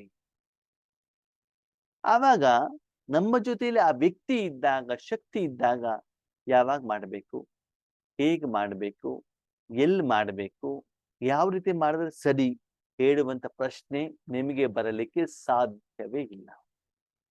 ಏನೇ ವಿಷಯ ಬಂದ್ರು ಬಾಬನಿಗೆ ವಿಷಯವನ್ನು ತಿಳಿಸೋದು, ಬಾಬಾ ಹೀಗೀಗಿದೆ ನೋಡ್ಕೊ ನೀನು ಅಂತ. ಅದ್ರ ಜವಾಬ್ದಾರಿ ಯಾರಾಗ್ತಾರೆ, ಬಾಬಾ ಆಗ್ತಾರೆ. ಒಂದು. ಎರಡನೇದು, ನೀವು ಬಾಬನಿಗೆ ಹೇಳಿದ ಮೇಲೆ ಬಾಬಾ ಹೇಳಿರುವಂತ ರೀತಿಯಲ್ಲಿ ನೀವು ಜೀವನವನ್ನ ಮಾಡಿದ್ದೆ ಆದ್ರೆ ಜವಾಬ್ದಾರಿ ಯಾರು, ಪರಮಾತ್ಮ ಜವಾಬ್ದಾರಿ ಆಗ್ತಾರೆ ಹೊರತು ನೀವು ಜವಾಬ್ದಾರಿ ಆಗೋದಿಲ್ಲ. ಅದಕ್ಕಾಗಿ ಯಾವುದೇ ವಿಷಯಲ್ಲಿ, ಶರೀರದ ವಿಷಯ ಇರಬಹುದು, ಆತ್ಮದ ವಿಷಯ ಇರಬಹುದು, ಈಶ್ವರಿ ಸೇವೆ ವಿಷಯ ಇರಬಹುದು, ಪ್ರತಿಯೊಂದನ್ನು ಕೂಡ ನಾವೇನ್ ಮಾಡ್ಬೇಕು, ಭಗವಂತನಿಗೆ ಹೇಳಿದೇನೆ ಯಾವುದೇ ಕರ್ಮವನ್ನ ಮಾಡಕೂಡದು. ಹಾಗಿದ್ರೆ ತಂದೆಯಿಂದ ನಾನು ಪಾಲನೆ ಪಡ್ಕೊಳ್ತಾ ಇದ್ದೇನೆ, ಶಿಕ್ಷಕನಿಂದ ಶಿಕ್ಷಣ ಪಡ್ಕೊಳ್ತಾ ಇದ್ದೇನೆ, ಸದ್ಗುರುವಿನಿಂದ ಶ್ರೀಮತವನ್ನು ಪಡ್ಕೊಳ್ತಿದ್ದೆ ಅಂತ ಹೇಗೆ ಗೊತ್ತಾಗತ್ತೆ. ಈ ಬಾಬಾ ಹೇಳ್ತಾರೆ ಸಿಂಪಲ್ ಫಾರ್ಮುಲಾ ಏನು ಅಂತಂದ್ರೆ, ಫಾಲೋ ಫಾದರ್ ಮಾಡಿ. ಏನ್ ಮಾಡ್ಬೇಕು, ಶರೀರಕ್ಕೆ ಸಂಬಂಧಪಟ್ಟದ ವಿಷಯ ಇದೆಯಾ, ಬ್ರಹ್ಮ ಬಾಬಾನ ಫಾಲೋ ಮಾಡಿ. ಆತ್ಮಕ್ಕೆ ಸಂಬಂಧಪಟ್ಟಿದ ವಿಷಯ ಇದೆಯಾ, ಶಿವಬಾಬಾನನ್ನ ಫಾಲೋ ಮಾಡಿ. ಹಂಗಂದ್ರೆ ಇನ್ನು ಮಕ್ಕಳೇ, ಶರೀರಕ್ಕೆ ಸಂಬಂಧಪಟ್ಟದ ವಿಷಯ ಇದೆ ಅಂತ ತಿಳ್ಕೊಳ್ಳಿ, ಏನೋ ಒಂದು ನಿಮ್ಗೆ ಪ್ರಶ್ನೆಗೆ ಉತ್ತರ ಬೇಕು. ಅವಾಗ ಬ್ರಹ್ಮ ಬಾಬನಿಗೆ ಹೇಳಿ, ಬಾಬಾ ಹಿಂಗಿದೆ, ನೀನ್ ಇದನ್ನ ಮಾಡು ಅಂತ ಹೇಳ್ಬಿಟ್ಟು ಮನಸ್ಸನ್ನ ಬಾಬಾನಿಗೆ ಒಪ್ಸಿಬಿಡಿ. ನೀವು ಸಮಸ್ಯೆ ಹೇಳಿದ ಮೇಲೆ 2 ನಿಮಿಷ, 3 ನಿಮಿಷ, 5 ನಿಮಿಷ, 10 ನಿಮಿಷ ಏನ್ ಮಾಡ್ಬೇಕು, ಮನಸ್ಸನ್ನ ಖಾಲಿ ಇಡ್ಬೇಕು, ಬಾಬಾ ಅವ್ರಿಗೆ ಒಪ್ಸಿಬಿಡ್ಬೇಕು. ಇವಾಗ ನೋಡಿ, ಡಾಕ್ಟರ್ ಹತ್ರ ಹೋಗ್ತೀರಾ, ಹೌದಾ, ಆರೋಗ್ಯ ಸರಿ ಇಲ್ಲ ಅಂತ ಹೇಳ್ತಾರೆ. ಡಾಕ್ಟರ್ ಏನ್ ಹೇಳ್ತಾರೆ, ಆಯ್ತಮ್ಮ ಇಲ್ಲಿ ಮಲ್ಕೊಳ್ಳಿ ಅಂತ ಹೇಳ್ತಾರೆ. ಮಲ್ಕೊಂಡ್ಮೇಲೆ ಏನ್ ಮಾಡ್ತಾರೆ, ಅವ್ರು ಟೆಸ್ಟ್ ಮಾಡ್ತಾ ಇರ್ತಾನೆ, ಸ್ಕ್ಯಾನಿಂಗ್ ತೆಗಿತಾ ಇರ್ತಾನೆ, ಬ್ಲಡ್ ಟೆಸ್ಟ್ ಮಾಡ್ತಾ ಇರ್ತಾನೆ. ಹಾಗೆ ನೀವು ಸಮಸ್ಯೆಗಳನ್ನ ಹೇಳಿದ ಮೇಲೆ ನಿಮ್ಮ ಮನಬುದ್ಧಿಯನ್ನು ಯಾರಿಗೆ ಒಪ್ಸ್ಬೇಕು, ನೀವು ಬಾಬಾರವ್ರಿಗೆ ಒಪ್ಸ್ಬೇಕು. ಸರಿ, ಆತ್ಮಕ್ಕೆ ಏನೋ ಸಮಸ್ಯೆ ಇದೆ, ಮನಸ್ಸಿಗೇನೋ ಬೇಜಾರಾಗಿದೆ, ಶಕ್ತಿ ಬೇಕು, ಅವಾಗ ತಕ್ಷಣ ಶರೀರ ಆಗ್ಬೇಡಿ, ಯಾರ ಹತ್ರ ಹೋಗ್ಬೇಡಿ, ಶಿವಬಂತು. ಆವಾಗ ಅದು ಸರಿ ಆಗ್ಲಿಕ್ಕೆ ಶಕ್ತಿ, ಪ್ರೀತಿ, ಸ್ನೇಹ, ಸಂತೋಷ, ಆನಂದ ಇದೆಲ್ಲ ನಿಮ್ಗೆ ಏನಾಗ್ತಾ ಹೋಗ್ತದೆ, ಸಿಗ್ತಾ ಹೋಗತ್ತೆ. ಅದಕ್ಕಾಗಿ ಈ 2 ತಂದೆಯನ್ನು ನೀವೇನ್ ಮಾಡ್ತಾ ಹೋಗಿ, ಫಾಲೋ ಮಾಡ್ತಾ ಹೋಗಿ. ಹೀಗೆ ಫಾಲೋ ಮಾಡ್ತಾ ಮಾಡ್ತಾ ಮಾಡ್ತಾ ಜೀವನದಲ್ಲಿ ಪಾಲನೆ ಬೇಕಾದಾಗ ತಂದೆ, ಶಿಕ್ಷಣವನ್ನ ಪಡ್ಕೊಳ್ಬೇಕಾದ್ರೆ ಶಿಕ್ಷಕ, ಮತ್ತು ಕರ್ಮವನ್ನ ಮಾಡ್ಬೇಕಾಗಿದ್ರೆ ಏನ್ ಮಾಡ್ಬೇಕು, ಸದ್ಗುರುವಿನ ರೂಪದಲ್ಲಿ ನೀವು ಅದನ್ನ ಜೀವನವನ್ನು ಮಾಡ್ತಾ ಹೋದಾಗ ನಿಮ್ಗೆ ಏನಾಗತ್ತೆ, ಭಾಗ್ಯ ಹಿಡಿದು ಪ್ರಾಪ್ತಿಯಾಗ್ತಾ ಹೋಗುತ್ತೆ. ಆ ಭಾಗ್ಯವನ್ನ ಬುದ್ಧಿಯಿಂದ ಹೊರಗಡೆಗೆ ಇಡಿ ಅಂತ ಹೇಳ್ತಾರೆ ಬಾಬಾ. ಹೊರಗಡೆ ಇಡುವುದು ಅಂತಂದ್ರೆ ಏನು? ನೀವು ಪ್ರತಿ ಕರ್ಮವನ್ನ ಮಾಡ್ಬೇಕಾದ್ರೆ ಮನಸ್ಸು ಹಗೂರವಾಗಿರಬೇಕು. ಶಾಂತಿ, ಸುಖ, ಸಂತೋಷ, ನೆಮ್ಮದಿ ಹೊರಗಡೆ ಕಾಣಬೇಕು. ನಾವಿವತ್ತು ವರ್ತಮಾನ ಸಮಯದಲ್ಲಿ ನೋಡ್ತೀವಿ ಆದ್ಮೇಲೆ ತುಂಬಾ ಜನರ ಹತ್ರ ತುಂಬಾ ಒಡವೆಗಳಿರ್ತಾರೆ, ಒಳ್ಳೊಳ್ಳೆ ಸೀರೆಗಳಿಟ್ಟಿರ್ತಾರೆ, ಆದರೂ ಶರೀರದ ಮೇಲೆ ಧರಿಸೋದೇ ಇಲ್ಲ. ಏನ್ ಮಾಡ್ತಾರೆ? ಕಳ್ರಿದ್ದಾರಪ್ಪ ಅಂತ ಹೇಳ್ಬಿಟ್ಟು ಎತ್ಕೊಂಡು ಹೋಗ್ಬಿಟ್ಟು ಬ್ಯಾಂಕಲ್ಲಿ ಇಟ್ಬಿಡ್ತಾರೆ, ಇಲ್ಲ ಬೀರೂನಲ್ಲಿ ಇಟ್ಬಿಟ್ಟಿರ್ತಾರೆ, ಲಾಕ್ ಮಾಡಿ ಇಟ್ಬಿಟ್ಟಿರ್ತಾರೆ. ಪ್ರಯೋಜನ ಏನು? ಹೊಸ ಹೊಸ ಫರ್ನಿಚರ್ಗಳನ್ನ, ವಸ್ತುಗಳನ್ನೆಲ್ಲ ಒಯ್ದ್ಬಿಟ್ಟು ಮನೆ ಒಳಗಡೆ ಇಟ್ಬಿಡೋದು, ಮುಂದೆ ಬೇಕಾಗ್ತದೆ ಅಂತ. ಏನ್ ಪ್ರಯೋಜನ? ಅದಕ್ಕಾಗಿ ಬಾಬಾ ಹೇಳ್ತಾರೆ ಅದನ್ನ ಉಪಯೋಗಿಸ್ಕೊಳ್ಬೇಕು. ಅಂದ್ರೆ ಭಗವಂತ ನಿಮ್ಮ ಜೊತೆಯಲ್ಲಿ ಇದ್ದಾಗ ಪ್ರತಿ ಸೆಕೆಂಡ್ ಬಾಬನ್ ಜೊತೆಯಲ್ಲಿ ಇದ್ಬಿಟ್ಟು ಭಗವಂತನ ಸಪ್ತ ಗುಣಗಳು ನಿಮ್ಮ ಮನಸ್ಸಿನ ಮೂಲಕ, ಬುದ್ಧಿಯ ಮೂಲಕ, ಶರೀರದ ಮೂಲಕ ಏನಾಗ್ಬೇಕು? ಹೊರಗಡೆ ಹೋಗ್ತಾ ಇರುವಂತ ಅನುಭವ ನಿಮ್ಗೆ ಆಗ್ಬೇಕು. ಓಕೆ, ಈಗ ನಿಮ್ಮ ಹತ್ರ ಒಂದು ಮೊಬೈಲ್ ಇದ್ರೆ ಏನ್ ಮಾಡ್ತೀರಿ? ಮೊಬೈಲ್ ಉಪಯೋಗ ಮಾಡ್ತಿರೋ ಮಾಡಲ್ಲೋ? ಟಿವಿ ಇರುತ್ತೆ, ಉಪಯೋಗ ಮಾಡ್ಬೇಕು ತಾನೆ. ಸ್ಟೋವ್ ಇದೆ, ಉಪಯೋಗ ಮಾಡ್ಬೇಕು ತಾನೆ. ಉಪಯೋಗ ಮಾಡಿದಾಗ ತಾನೆ ಕರ್ಮ ಆಗತ್ತೆ. ಅದಕ್ಕಾಗಿ ಏನೇನು ಪ್ರಾಪ್ತಿಗಳಿದ್ದಾವೋ ಅದನ್ನು ಒಳಗಡೆನೆ ಇಟ್ಕೊಂಡ್ಬಿಡ್ಬೇಡಿ. ಅದನ್ನೇನ್ ಮಾಡ್ಬೇಕು? ಹೊರಗಡೆ ಕಾಣಬೇಕು. ಯಾರಿಗೆ? ಬೇರೆಯವ್ರಿಗೆ ಕಾಣದಿದ್ರೂ ತೊಂದರೆ ಇಲ್ಲ, ನಿಮಗೆ ಆ ಭಗವಂತನ ಶಕ್ತಿಯ ಅನುಭವ ಹೇಳುವಂಥದ್ದು ಆಗ್ಬೇಕು. ಅದಕ್ಕೆ ಚೆಕ್ ಮಾಡ್ಕೊಳ್ಳಿ. ಆರಂಭದಿಂದ ಬಾಬಾರವರು ನಿಮ್ಗೆ ಎಲ್ಲೆಲ್ಲೆಲ್ಲಿ ಹೆಲ್ಪ್ ಮಾಡಿದ್ದಾರೆ. ನನಗಂತೂ ವೈಯಕ್ತಿಕವಾಗಿ ಆದ್ಮೇಲೆ ವೈಯಕ್ತಿಕ ಜೀವನದಲ್ಲಿ, ಆಫೀಸಲ್ಲಿ ಕೆಲಸ ಮಾಡ್ಬೇಕಾದ್ರೆ, ಅಕ್ಯುಪ್ರೆಷರ್ ಟ್ರೀಟ್ಮೆಂಟ್ ಕೊಡ್ಬೇಕಾದ್ರೆ, ನಮ್ಮ ತಾಯಿಯವರ ಆರೋಗ್ಯದ ವಿಷಯದಲ್ಲಿ, ಪ್ರತಿಯೊಂದು ವಿಷಯದಲ್ಲಿ ಈಶ್ವರ ಜ್ಞಾನವನ್ನು ಹೇಳ್ಬೇಕಾದ್ರೆ, ಇಲ್ಲ ನಾವು ದಾರಿಲಿ ಸೇವೆಗೆ ಹೋಗ್ತಾ ಇರ್ತೀವಿ, ಅಲ್ಲಿ ತೊಂದರೆ ಬರುವಂತ ಸಾಧ್ಯತೆ ಇರ್ತದೆ, ಬಾಬಾ ಅಂದ ತಕ್ಷಣ ಏನಾಗ್ತದೆ? ಪರಿಹಾರ ಸಿಗ್ತದೆ. ಹೀಗೆ ಪ್ರತಿಯೊಂದು ಹಂತದಲ್ಲೂ ಕೂಡ ಭಗವಂತನ ಸಹಯೋಗದ ಅನುಭೂತಿ ನಿಮ್ಗೆ ಆಗ್ತಾ ಇರಬೇಕು. ಅದರ ಕಡೆಗೆ ಗಮನವನ್ನ ಕೊಡಿ ಅಂತ ಹೇಳ್ತಾರೆ. ನಾವೇನ್ ಮಾಡ್ತೀವಿ? ನಮ್ಮ ಮಗಳು ಹೀಗೆ, ಮಗ ಹೀಗೆ, ಪತಿ ಹೀಗೆ, ಅವ್ರ ಮನೇಲಿ ಮದ್ವೆ ಇದೆ ಅಂತೆ, ಇವ್ರ ಮನೇಲಿ ಎಂಗೇಜ್ಮೆಂಟ್ ಇದೆ ಅಂತ, ಈ ವಿಷಯವನ್ನ ಬೇರೆಯವ್ರ ಜೊತೆಗೆ ಏನ್ ಮಾಡ್ತೀವಿ? ಚರ್ಚೆಯನ್ನ ಮಾಡ್ತೀವಿ. ಮುಂದೆ ಲೋಕಸಭಾ ಎಲೆಕ್ಷನ್ ಬಂತು, ಯಾರು ಗೆಲ್ತಾರೆ? ಈ ವಿಷಯಗಳು ಚರ್ಚೆ ನಡೀತಾ ಇರ್ತಾರೆ ಅಲ್ವಾ? ಅದು ಬಾಬಾ ಅದನ್ನ ಯಾವುದೂ ಮಾಡ್ದೇನೆ ಈಶ್ವರೀಯ ಸುಖದ ಅನುಭವವನ್ನ ಮಾಡ್ತಾ ಇರಿ ಅಂತ ಹೇಳ್ತಾ ಇದ್ದಾರೆ. ಓಕೆ, ಅದಕ್ಕಾಗಿ ನೋಡಿ ಮಕ್ಕಳೇ, ಇದನ್ನ ನೀವು ಮಾಡ್ತಾ ಮಾಡ್ತಾ ಹೋದಾಗ ನಿಮ್ ಮನಸ್ಸು ಯಾರ ಜೊತೆಗಿರ್ತದೆ? ಒಬ್ಬ ತಂದೆ ಜೊತೆಗಿರ್ತದೆ ತಾನೆ. ಅವಾಗ ನಿಮ್ಮ ಮನಸ್ಸು ಅಚಲವಾಗಿರ್ತದೆ, ಅಲ್ಲಾಡೋದಿಲ್ಲ.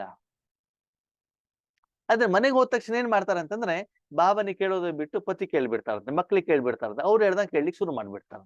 ಅವಾಗ ಏನಾಗುತ್ತೆ? ಅಲ್ಲಾಡ್ಬಿಡ್ತಾರೆ ಮನಸ್ಸು. ಕೆಲವೊಂದ್ಸಲ ಚೆನ್ನಾಗಿರ್ತದೆ, ಕೆಲವೊಂದ್ಸಲ ಅಲ್ಲಾಡ್ಬಿಡ್ತದೆ. ಅದಕ್ಕಾಗಿ ನೀವು ಏನು ಅಚಲವಾಗಿರ್ತೀರಿ ತಂದೆಯ ನಿರ್ಧಾರಕ್ಕೆ, ತಂದೆಯ ಮಾತಿಗೆ, ತಂದೆ ಕೊಡುವಂತ ಶ್ರೀಮತ್ತಕ್ಕೆ ಆದ್ಮೇಲೆ ಯಾವ್ದೋ ಒಂದು ವಿಷಯ ನೀವು ಬಾಬನಿಗೆ ಕೇಳ್ತೀರ ಅಂತ ತಿಳ್ಕೊಳ್ಳಿ. ಬಾಬಾ ಹೀಗಿದೆ, ಹಿಂಗ್ ಮಾಡ್ಬೇಕು. ಬಾಬಾ ಒಂದು ಮತವನ್ನ ಕೊಟ್ಟು ಹಿಂಗ್ ಮಾಡಿ ಅಂತ. ಅವ್ ನಿಮ್ ಬಾಬನ ಕೊಡೋ ಮತದ ಮೇಲೆ ಡೌಟ್ ಬರಬಾರ್ದು.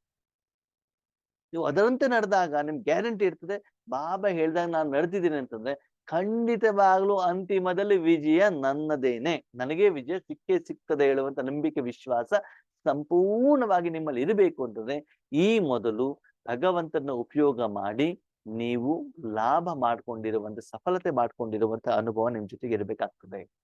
ಅದಕ್ಕಾಗಿ ಮೌಂಟ್ ಅಬುನಲ್ಲಿ ಅಚಲ್ ಘರ್ ಅಂತ ಇದೆ. ಅಚಲ್ ಘರ್ ಅಂತದೇನು? ಅಲ್ಲಿ ಮನಸ್ಸು ಚಂಚಲ ಆಗುವಂಗಿಲ್ಲ, ಅಚಲವಾಗಿರಬೇಕು. ಯಾಕೆ? ತನು, ಮನ, ಧನ ಎಲ್ಲವನ್ನ ಭಗವಂತನಿಗೆ ಕೊಟ್ಟಿದ್ದಾನೆ, ಭಗವಂತನ ನೇಮದಂತೆ ನಡೀತಾ ಇದ್ದಾನೆ. ಅದಕ್ಕಾಗಿ ನನಗೆಂದೂ ಕೂಡ ಸೋಲಾಗ್ಲಿಕ್ಕೆ ಸಾಧ್ಯ ಇಲ್ಲ. ನಿಮ್ಮ ಮನಸ್ಸು ಸದಾ ಅಚಲವಾಗಿರಬೇಕು, ಒಬ್ಬ ತಂದೆಯನ್ನು ಸರ್ವ ಸಂಬಂಧದಲ್ಲಿ ಇಟ್ಟುಕೊಂಡಾಗ ಮಾತ್ರ. ಅದಕ್ಕಾಗಿ ಬಾಬಾ ಹೇಳ್ತಾರೆ, ಮಕ್ಕಳೇ ಈ ರೀತಿ ತಂದೆಯನ್ನು ಸಂಪೂರ್ಣ ಜೀವನದಲ್ಲಿ ತಂದ್ಕೊಂಡ್ಬಿಟ್ಟು ಮುಕ್ತರಾಗ್ಬಿಡಿ. ಹಾಗಿದ ಅಕ್ಕ ನೀರು ಕೇಳ್ತಾರೆ, ಅಣ್ಣ ಮುಕ್ತರಾಗೋದು ಅಂತಂದ್ರೆ ಏನು? ಬೆಳಿಗ್ಗೆ ಅಮೃತ ವೇಳೆ ಯೋಗ ಮಾಡ್ಬೇಕು, ತಪಸ್ಸನ್ನ ಮಾಡ್ಬೇಕು, ಎಷ್ಟು ಸಾಧ್ಯ ಆಗುತ್ತೋ ಈಶ್ವರ ಸೇವೆಯನ್ನ ಮಾಡ್ಬೇಕು. ನಿಮ್ಗೆ ಏನು ಸಿಗತ್ತಲ್ಲ ಆ ದಿನ ನೀವು ಲೌಕಿಕದಲ್ಲೇ ಇರಿ. ನೀವೇನ್ ಸೇವಾ ಕೇಂದ್ರದಲ್ಲಿ ಹೋಗ್ಬಿಟ್ಟು ಇರ್ಬೇಕು ಅಂತ ಹೇಳ್ತಾ ಇಲ್ಲ ಬಾಬಾ. ಹೋಗ್ಬಿಟ್ಟು ಇರ್ಲಿಕ್ಕೂ ನಿಮ್ಗೆ ಆಗೋದಿಲ್ಲ. ಗೃಹಸ್ಥ ವ್ಯವಹಾರದಲ್ಲಿ ಇದ್ದಾಗ ನೀವು ಊಟ ಬಂದಾಗ ನಾನು ಈಶ್ವರಿ ಸೇವೆ ಮಾಡಿದ್ದಕ್ಕೆ ಸಿಕ್ಕಿರುವಂತ ಫಲ ಇದು. ಸರಿ, ಯಾರ್ದು ನೆಂಟರ ಮನೆಗೆ ಹೋಗಿರ್ತೀರಾ, ಮದ್ವೆಗಂತ ಹೋಗಿರ್ತಾರೆ, ಸ್ಪಷ್ಟವಾಗಿ ಕಿವಿ ಓಪನ್ ಮಾಡ್ಬಿಟ್ಟು ಕೇಳ್ತಾ ಹೋಗಿ, ಮದ್ವೆಗೆ ಇನ್ವಿಟೇಷನ್ ಬರ್ತದೆ ನಿಮ್ ಮನೆಗೆ. ಸರಿ, ಇನ್ವಿಟೇಷನ್ ಬಂದ ತಕ್ಷಣ ಬಾಬನಿಗೆ ಒಪ್ಸಿ, ಬಾಬಾ ನೋಡು ಈ ಮದ್ವೆ ಇನ್ವಿಟೇಷನ್ ಬಂದಿದೆ, ಏನ್ ಮಾಡ್ಬೇಕು ನೋಡು. ಸರಿ, ಮದ್ವೆಗೆ ಹೋದ್ರಿ. ಅಲ್ಲಿ ಹೋದಾಗ ಅವ್ರದ್ದು ಇವ್ರದ್ದು ಶರೀರ, ಬಟ್ಟೆ, ಬಂಗಾರ ನೋಡೋಕ್ಕಿಂತ 10 ನಿಮಿಷ 15 ನಿಮಿಷ ಚೆನ್ನಾಗಿ ಕುತ್ಕೊಂಡು ಯೋಗ ಮಾಡಿ. ಏನ್ ಮಾಡ್ಬೇಕಲ್ಲಿ? ಈಶ್ವರಿ ಸೇವೆಯನ್ನ ಮಾಡಿ, ಯೋಗವನ್ನ ಮಾಡಿ, ಸರಿ ಬರ್ಬೇಕಾದ್ರೆ ನಿಮ್ಗೊಂದು ಸೀರೆ ಕೊಟ್ಟಿದ್ದಾರೆ. ಏನ್ ಕೊಟ್ಟಿದ್ದಾರೆ? ಸೀರೆ. ಅವ ನೀವೇನ್ ತಿಳ್ಕೊಳ್ತೀರಿ? ನೆಂಟ್ರ ಮನೆಯವ್ರು ಸೀರೆ ಕೊಟ್ಟಿದ್ದಾರೆ ಅಂತ ಹೇಳುವ ಹಾಗಿಲ್ಲ. ಏನ್ ಹೇಳ್ಬೇಕು? ನಾವು ಅಲ್ಲಿ ಹೋದಾಗ ನಾನೇನು ಈಶ್ವರಿ ಸೇವೆ ಮಾಡಿದೆನೋ ಅದಕ್ಕೋಸ್ಕರ ಈಶ್ವರ ಇವರ ಮೂಲಕ ನನಗೆ ಬಟ್ಟೆಯನ್ನ ಕೊಡಿಸಿದ್ದಾರೆ. ನೀವಲ್ಲಿ ಮಾಡ್ದ ತಾನೇ ಅಲ್ಲಿ ಸಿಗ್ತದೆ. ನೀವು ಅಲ್ಲಿ ಹೋಗ್ಬಿಟ್ಟು ನೀವು ಈಶ್ವರಿ ಸೇವೆನೇ ಮಾಡಿಲ್ಲ ಅಂತಂದ್ರೆ ಅವಾಗ ಹೆಂಗಾಗತ್ತೆ ಹೇಳಿ ನೋಡೋಣ. ಅಂದ್ಮೇಲೆ ಪ್ರತಿಯೊಂದು ಕಡೆಗೂ ಹೋದಾಗ್ಲೂ ಕೂಡ ಈಶ್ವರಿ ಸೇವೆ ಮಾಡ್ಲೇಬೇಕು. ಒಂದು ವಿಷಯ, ನೀವು ಗುರುವಾರ ಬಾಬನ ಮನೆಗೆ ಹೋಗಿದ್ದೀರಿ, ಬ್ರಹ್ಮ ಭೋಜನ ತಿಂದಿದ್ದೀರ, ಮನೆಯಿಂದ ತರಕಾರಿ ತಗೊಂಡು ಹೋಗಿದ್ದೀರಿ. ಎಲ್ಲಿ ತಗೊಂಡು ಹೋಗಿದ್ದೀರಿ? ಬಾಬನ ಮನೆಗೆ. ಬಾಬನ ಮನೇಲಿ ಆ ದಿನ ಜಿಲೇಬಿ ಮಾಡಿದ್ದಾರೆ, ನಿಮ್ಗೆ ಅಕ್ಕವ್ರು ಕಟ್ಕೊಟ್ಟಿದ್ದಾರೆ. ಏನ್ ಹೇಳ್ತೀರಿ? ಯಾರು ಕೊಟ್ಟಿರೋದು? ಬಾಬನ ಮನೆಯಲ್ಲೇ ಕೊಟ್ಟಿರೋದು. ಅಲ್ಲೊಂದು ಬ್ಯಾಡ್ಜ್ ಅನ್ನ ಅಥವಾ ಕೀ ಚೈನ್ ಫ್ರೀಯಾಗಿ ಕೊಟ್ಟರು ನಿಮ್ಗೆ ಗಿಫ್ಟ್. ಅವಾಗ ನೀವ್ ಹೇಳ್ತೀರಿ ಯಾರ ಮೇಲೆ ಕೊಟ್ಟಿರೋದು? ಬಾಬನ ಮೇಲೆ ಕೊಟ್ಟಿರೋದು ಅಂತ ಹೇಳ್ತಿರ್ತಾನೆ. ನೆಂಟರು ಕೊಟ್ಟಿದ್ದಾರೆ ಅಂತ ಹೇಳ್ತೀರಾ? ಅಣ್ಣ ತಮ್ಮ ಕೊಟ್ಟರು ಅಂತ ಹೇಳ್ತೀರಾ? ಇಲ್ಲ ತಾನೆ. ಹಾಗೇನೆ ನಿಮ್ಮ ಜೀವನದಲ್ಲಿ ಏನಿದೆಯೋ ಅದೆಲ್ಲ ಯಾರ್ದು? ಬಾಬಾರವ್ರದ್ದು. ಹೀಗೆ ಏನ್ ಮಾಡ್ಬೇಕು? ಎಲ್ಲವನ್ನ ಭಗವಂತನಿಗೆ ನಾವೇನ್ ಮಾಡ್ಬೇಕಾಗ್ತದೆ? ಒಪ್ಪಿಸಬೇಕಾಗ್ತದೆ. ಯಾಕೆ? ಯಾಕೆಂದ್ರೆ ಬಾಬಾ ಸುಂದರವಾದ ಮಾತನ್ನು ಹೇಳ್ತಾರೆ, ಮಕ್ಕಳೇ, ವರ್ತಮಾನ ಸಮಯದಲ್ಲಿ ಪ್ರಪಂಚದಲ್ಲಿ ಭಕ್ತರು ಅಶಾಂತಿಯಲ್ಲಿರೋರು ಬೊಬ್ಬೆ ಹೊಡಿತಾ ಇದ್ದಾರೆ, ಕೂಗ್ತಾ ಇದ್ದಾರೆ, ಸಮಸ್ಯೆಯಲ್ಲಿ ಸುಳಿಯಲ್ಲಿ ಸಿಕ್ಕಾಕೊಂಡ್ಬಿದ್ದಿದ್ದಾರೆ. ನಮ್ಮನ್ನ ಇದರಿಂದ ದೂರ ಮಾಡುವಂತ ದೇವತಾತ್ಮಗಳು ಎಲ್ಲಿದ್ದಾರೆ ಅಂತ ಹುಡುಕ್ತಾ ಇದ್ದಾರೆ. ಅವರಿಗೆ ನೀವು ಮುಕ್ತಿ ಕೊಡ್ಬೇಕಂದ್ರೆ ಮೊದಲು ನೀವು ಮುಕ್ತರಾಗ್ಬೇಕಲ್ವಾ? ಈಗ ನೋಡಿ, ನಿಮ್ಮ ಮನೆಗೆ ಯಾರೋ ಒಬ್ಬನು ಬೇಡವನು ಬರ್ತಾನೆ, ದೇವಸ್ಥಾನಕ್ಕೆ ಧನ ಕೊಡಿ ಅಂತ ಬರ್ತಾರೆ. ಯಾವುದೋ ಒಂದು ಮಕ್ಕಳು ಬಡವರು ಇರ್ತಾರೆ, ಸ್ಕೂಲಿಗೆ ಹೋಗ್ಬೇಕಾಗ್ತದೆ, ಅವ್ರಿಗೆ ಫೀಸ್ ಬೇಕು, ಯಾರಿಗೂ ಬಟ್ಟೆ ಬೇಕು, ಯಾರಿಗೂ ಔಷಧಿ ಬೇಕು, ಅವ್ರಿಗೆ ಅವಶ್ಯಕತೆ ಇರ್ತಾರೆ. ಅವ್ರು ಯಾರ ಹತ್ರ ಬರ್ತಾರೆ ಹೇಳಿ ನೋಡೋಣ? ಯಾರು ಶ್ರೀಮಂತರಿದ್ದಾರೋ, ಯಾರ ಹತ್ರ ಹಣ ಜಾಸ್ತಿ ಇದೆಯೋ ಅವ್ರ ಹತ್ರ ತಾನೇ ಬರ್ತಾರೆ. ಯಾರೋ ಮೈ ಮೇಲೆ ಪೂರ್ತಿ ಸಾಲ ಮಾಡ್ಕೊಂಡ್ಬಿಟ್ಟಿದ್ದಾನೋ ಅವನ ಹತ್ರ ಹೋಗ್ಬಿಟ್ಟು ಹೇಳಿದ್ರೆ ಏನ್ ಸಿಗತ್ತೆ ಹೇಳಿ ನೋಡೋಣ? ಈಗ ನಿಮ್ಮ ಹತ್ರ ಅವರೆಲ್ಲ ಆತ್ಮಗಳು ಬರಬೇಕು, ಅಂತಹ ಮಹಾನ್ ಕಾರ್ಯಕ್ಕೆ ನೀವು ಯೋಗ್ಯರಾಗಬೇಕು ಅಂತಂದ್ರೆ ಮೊದಲು ನೀವು ವರ್ತಮಾನ ಸಮಯದಲ್ಲಿ ತುಂಬಾ ಸೀರಿಯಸ್ ಆಗಿ ಸಾಧನೆಯನ್ನ ಮಾಡಿ ನಿಮ್ಮ ವೈಯಕ್ತಿಕ ಲೆಕ್ಕಾಚಾರವನ್ನ, ಸಾಲವನ್ನ ತೀರ್ಸ್ಕೊಳ್ಬೇಕು. ತೀರ್ಸ್ಬಿಟ್ಟು ನೀವೇನಾಗ್ಬೇಕು? ಮುಕ್ತರು. ನನ್ನ ಸಾಲ ತೀರ್ತು. ನನ್ನ ಈಗ ಮುಂದೆ ಬಾಬಾ ಹೇಳ್ತಾರೆ ಜೀವನ ಮುಕ್ತರು. ಜೀವನ ಮುಕ್ತ ಅಂತಂದ್ರೆ ಏನು? ಸರಿ, ನೀವಂತೂ ಲೆಕ್ಕಾಚಾರ ಮುಗಿಸಿದ ತಾನೆ. ಇನ್ನು ಮುಂದೆ ನಿಮ್ಮ ಎದುರುಗಡೆಗೆ ಯಾರೋ ಬರ್ತಾರೆ. ಯಾರು ಬರ್ತಾರೆ? ಇವಾಗ ನೋಡಿ, ಈಗ ನಾವು ಲೌಕಿಕದಲ್ಲಿ ಇದ್ದಾಗ ನಮ್ಮ ಲೌಕಿಕ ಸಂಬಂಧಿಗಳವರು ಬರ್ತಾ ಇರ್ತಾರೆ. ಈಗ ಯಾರು ಬರ್ತಾರೆ? ಈಶ್ವರಿ ಪರಿವಾರದವರು ಬರ್ತಾರೆ. ಅವರಿಗೂ ಕೂಡ ನಾವು ಕೊಡ್ತೀವಿ. ಅವ್ರಿಗೆ ಕೊಟ್ಟಾಗ ಅವರು ನಮ್ಮವರಲ್ಲ, ನನ್ನ ಅಕ್ಕ ಅಲ್ಲ, ತಮ್ಮ ಅಲ್ಲ, ತಮ್ಮ ಅಲ್ಲ, ಸಂಬಂಧ ಯಾವುದು ಇಲ್ಲ ನಮ್ದು. ಅದೇ ಕೊಡ್ತೀವಿ ಕೊಡ್ತೀವಿ ಕೊಡ್ತೀವಿ. ಬಂಧನ ಆಗ್ಬಾರ್ದು ಅಂದ್ರೆ ಜೀವನ್ ಮುಕ್ತ ಸ್ಥಿತಿ ಅಂತಂದ್ರೆ ನಾನು ಮಾಡುವಂತ ಕರ್ಮದಿಂದ ಭವಿಷ್ಯಕ್ಕೆ ಬೇಕಾಗಿರುವಂತ ಸಂಪಾದನೆಯನ್ನು ನಾನು ಮಾಡ್ತಾ ಇದ್ದೇನೆ. ಮುಕ್ತ ಅಂತಂದ್ರೆ ಏನು? 2500 ವರ್ಷದ ಸಾಲವನ್ನ ತೀರಿಸ್ತಾ ಇದ್ದೇನೆ. ಮುಂದೆ ನಾವು ಎಷ್ಟು ಕೊಡ್ತಾ ಹೋಗ್ಬೇಕು ಅಂತಂದ್ರೆ ಮುಂದಿನ ದಿನಗಳಲ್ಲಿ ನಿಮ್ಮ ಹತ್ರ ಯಾರ್ಯಾರು ಬಂದ್ಬಿಟ್ಟು ಏನೇನು ಶಕ್ತಿಯನ್ನ, ಪ್ರೀತಿಯನ್ನ, ಊಟವನ್ನ, ತಿಂಡಿಯನ್ನ, ಏನೇನ್ ಜ್ಞಾನವನ್ನು ತೆಗೆದುಕೊಂಡು ಹೋಗ್ತಾರೋ ಅವರು ಸತ್ಯುಗತ ಈತ ಆಯೋಗದಲ್ಲಿ ನಿಮ್ಮ ಪ್ರಜೆಗಳಾಗಿ, ನಿಮ್ಮ ದಾಸದಾಸಿಯರಾಗಿಬಿಟ್ಟು ನಿಮ್ಮ ಹತ್ರ ಬರ್ತಾರೆ ಸೇವೆಯ ರಿಟರ್ನ್ ಅನ್ನ ಕೊಡ್ಲಿಕ್ಕೆ. ಅದಕ್ಕಾಗಿ ಮೊದಲು ಮುಕ್ತರಾಗಿ ಆಮೇಲೆ ಏನ್ ಮಾಡ್ಬೇಕು? ಜೀವನ್ ಮುಕ್ತರಾಗ್ಬೇಕು. ಅದನ್ನು ಕೊಡಬೇಕಾದ ಬಾಬಾ ಹೇಳ್ತಾರೆ, ಈ ರೀತಿ ಇರುವಂತ ಆತ್ಮಗಳು ಸದಾಕಾಲ ವಿಶ್ವ ಕಲ್ಯಾಣದ ಜವಾಬ್ದಾರಿ ಕಿರೀಟವನ್ನು ಇಟ್ಕೊಂಡಿರ್ತಾರೆ. ಸೆಂಟ್ರಲ್ ಕಲ್ಯಾಣ, ನಮ್ಮ ಸಂಸಾರದ ಕಲ್ಯಾಣ ಅದಲ್ಲ. ಏನು? ವಿಶ್ವ ಕಲ್ಯಾಣ, ಸದಾ ವಿಶ್ವಕ್ ಶಕ್ತಿಯನ್ನು ನಾನು ಕೊಡಬೇಕು ಹೇಳುವಂತ ಮನೋಭಾವ ಅವರಲ್ಲಿ ಇರ್ತದೆ. ಅದಕ್ಕಾಗಿ ಪ್ರಪಂಚದ ಜನ ಕೂಗ್ತಾ ಇರೋದು ಕೇಳ್ತಾ ಇಲ್ವಾ? ಮುಂದೆ ದಿನಗಳಲ್ಲಿ ಭಕ್ತರು ಬರ್ತಾರೆ, ನಿಮ್ಗೆ ಗೊತ್ತಲ್ವಾ? ಈಗ ಬ್ರಾಹ್ಮಣ ಪೂಜೆ ಎಲ್ಲ ಮಾಡಿದ ಮೇಲೆ ಹೊರಗಡೆ ಬಂದಾಗ ಏನ್ ಮಾಡ್ತಾರೆ? ಭಕ್ತರು ಬರ್ತಾ ಇರ್ತಾನೆ, ಪ್ರಸಾದ ಕೊಡಿ, ಪ್ರಸಾದ ಕೊಡಿ, ಪ್ರಸಾದ ಕೊಡಿ, ಪ್ರಸಾದ ಕೊಡಿ. ಬ್ರಾಹ್ಮಣ ಪ್ರಸಾದ ಎಷ್ಟು ಕೊಡ್ತಾರೆ? ಇಷ್ಟಿಷ್ಟೇ ಕೊಡ್ತಾನೆ. ಯಾರಿಗೆ? ಭಕ್ತರಿಗೆ. ಆ ಪ್ರಸಾದದಿಂದ ಅವ್ರದ್ದು ಹೊಟ್ಟೆ ತುಂಬತ್ತಾ? ಇಲ್ಲ.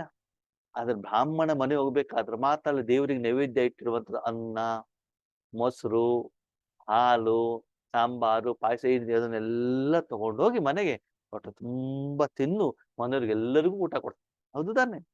ದೇವರ ಪ್ರಸಾದದಿಂದ ಬ್ರಾಹ್ಮಣ ಹೊಟ್ಟೆ ತುಂಬಾ ತುಂಬುತ್ತದೆ. ಅದು ಬೇರೆಯವ್ರಿಗೆ ಏನ್ ಸಿಗ್ತದೆ? ಪ್ರಸಾದ ಮಾತ್ರ.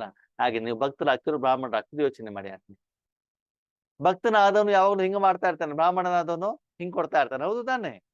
ಅದಕ್ಕಾಗಿ ನೀವು ಕೊಡ್ತಾ ಇದ್ದೀರೋ ತಗೊಳ್ತಾ ಇದ್ದೀರೋ ಅಂತ ನಿಮ್ಮನ್ನ ಏನ್ ಮಾಡ್ಕೊಳ್ಳಿ, ಚೆಕ್ ಮಾಡ್ಕೊಳ್ಳಿ. ಅದಕ್ಕಾಗಿ ಯೋಗ ಮಾಡಿ ಮಾಡಿ ಮಾಡಿ ಮಾಡಿ ಮಾಡಿ ಸಾಲವನ್ನ ಏನ್ ಮಾಡ್ಕೊಳ್ಳಿ ಮಕ್ಕಳೇ, ಬೇಗ ತಿರ್ಸ್ಕೊಂಡ್ಬಿಡಿ ಅಂತ ಹೇಳ್ಬಿಟ್ಟು ಹೇಳ್ತಿದ್ದಾರೆ.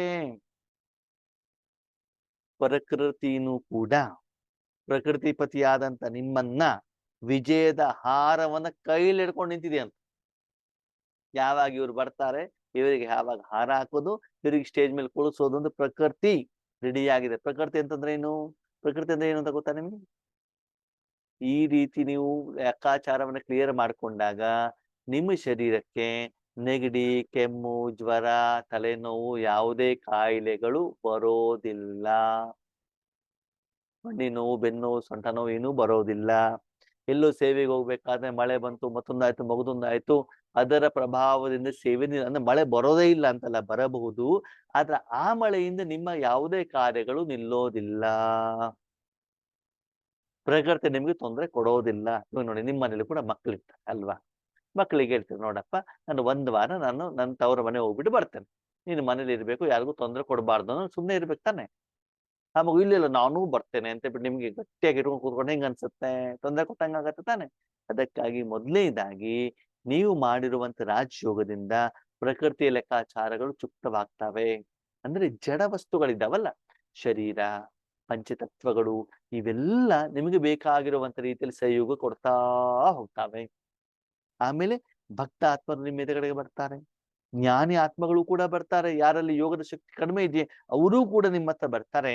ಆವಾಗ ನೀವು ಮಾಸ್ಟರ್ ದಾತರಾಗ್ಬಿಟ್ಟು ಅವ್ರಿಗೆಲ್ಲರಿಗೂ ಕೊಡುವಂತವರಾಗ್ಬೇಕು ಆತ್ಮೀಯರೇ.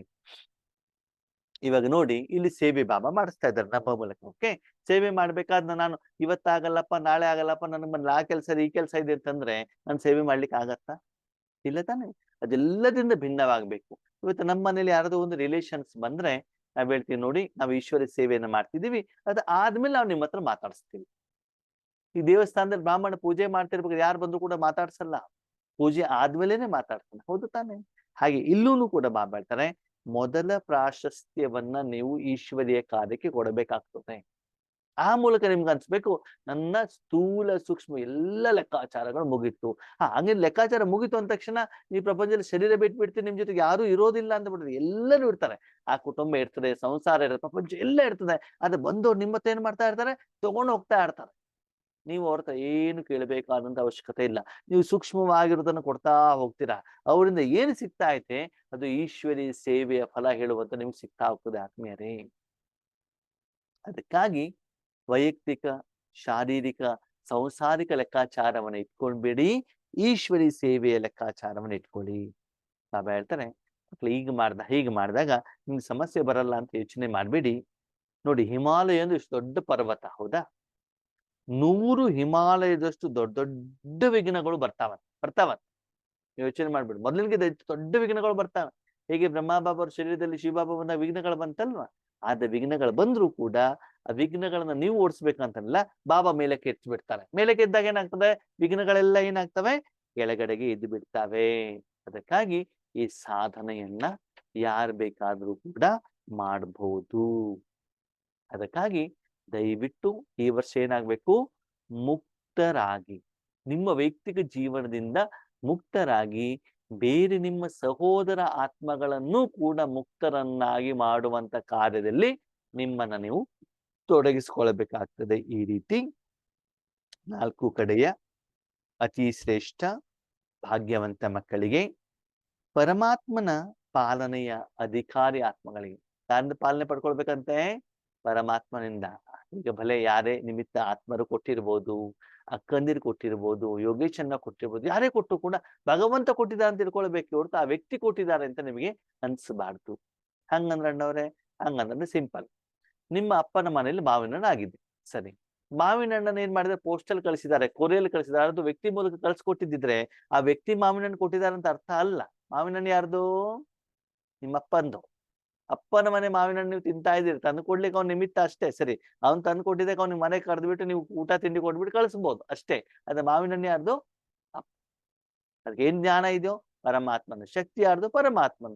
ಅದಕ್ಕೆ ಏನು ಬಾಡಿಗೆ ಬೇಕು ಅದೇನ್ ಮಾಡಿರ್ತಾರೆ, ಪರಮಾತ್ಮ ಆತ್ಮನಿಗೆ ಕೊಟ್ಟಿದ್ದಿರ್ತಾನೆ. ಪರಮಾತ್ಮನ ಪ್ರೀತಿಯ ಪಾಲನೆ ಅಧಿಕಾರಿ ಆತ್ಮರಿಗೆ, ಪರಮಾತ್ಮನ ಶಿಕ್ಷಣವನ್ನು ಪಡ್ಕೊಳ್ಳುವಂತ ಅಧಿಕಾರಿ ಆತ್ಮನಿಗೆ ಪರಮಾತ್ಮ ಸದ್ಗುರುವಿನ ಮೂಲಕ ಏನು ವರದಾನವನ್ನ ಕೊಡ್ತಾರೋ ಅದನ್ನ ಪಡೆಯುವಂತಹ ಅಧಿಕಾರಿಗಳಿಗೆ ಸದಾ ದೃಢತೆಯ ಮೂಲಕ ಸಫಲತೆಯನ್ನು ಪಡ್ಕೊಳ್ಳುವಂಥವ್ರು. ಎಸ್, ಬಾಬನಿಗೆ ಜೀವನ ಕೊಟ್ಟಿದ್ದೀವಿ ಅಂತಂದ್ರೆ ಸಫಲತೆ ಆಗಿಯೇ ಆಗ್ತದೆ ಹೇಳುವಂತ ನಂಬಿಕೆ ವಿಶ್ವಾಸ ಇಟ್ಕೊಂಡವರು ಸದಾ ಅಖಂಡ ಯೋಗಿ. ಅವ್ರ ಯೋಗ ಇದೆಯಲ್ಲ ಯಾವಾಗ್ಲೂ ಕೊಟ್ಟಾಗಲ್ವಂತ ನಿರಂತರ ಜೊತೆಗೆ ಏನಿರ್ತದೆ, ಯೋಗ ಇದ್ದೇ ಇರ್ತದೆ. ಅಚಲ ಯೋಗಿ, ಸದಾ ಏಕರಸ ಸ್ಥಿತಿ ಇರ್ತದೆ. ಯೋಗ ಕಟ್ಟಾಗೋದು ಇದೆಲ್ಲ ಇರುದಿಲ್ಲ, ಒಂದೇ ರೀತಿ ಅನುಭವ ಇರ್ತದಂತೆ. ಮತ್ತು ಯಾವಾಗಲೂ ಕೂಡ ವಿಶ್ವ ಪರಿವರ್ತನೆ ಮಾಡ್ಬೇಕು ಅಂತಾನೆ ಮನಸ್ಸಲ್ಲಿ ಇರ್ತದೆ ಹೊರತು ಅವರನ್ನು ಮಾಡ್ಬೇಕು ಇವರನ್ನು ಮಾಡ್ಬೇಕು ಹೇಳುವಂತ ಮನೋಸ್ಥಿತಿ ಅವರಲ್ಲಿ ಇರೋದಿಲ್ಲ. ಜೊತೆಗೆ ಸದಾ ಕಾಲ ಸರ್ವ ಪ್ರಾಪ್ತಿಗಳಿದ್ದ ಬಾಬನ ಹತ್ರ ಹೋಗ್ಬಿಟ್ಟು ಬಾಬಾ ಅದನ್ನು ಕೊಡು ಇದನ್ನು ಕೊಡು ಅಂತ ಬಿಟ್ಟು ಬಾಬನ ಹತ್ರನೂ ಕೇಳಲ್ವಂತೆ, ಮನುಷ್ಯಾತ್ಮರತ್ತನು ಕೇಳಲ್ವಂತೆ, ಪಂಚತತ್ವಗಳತ್ತನು ಕೇಳಲ್ವಂತೆ. ಏನಿದೆಯೋ ಅದರಲ್ಲಿ ಸದಾ ಖುಷಿಯಾಗಿರುವಂತಹ ವಿಶೇಷ ಆತ್ಮಗಳಿಗೆ ಬಾಬ್ದಾದಾರವರ ನೆನಪು, ಪ್ರೀತಿ ಮತ್ತು ನಮಸ್ತೆ.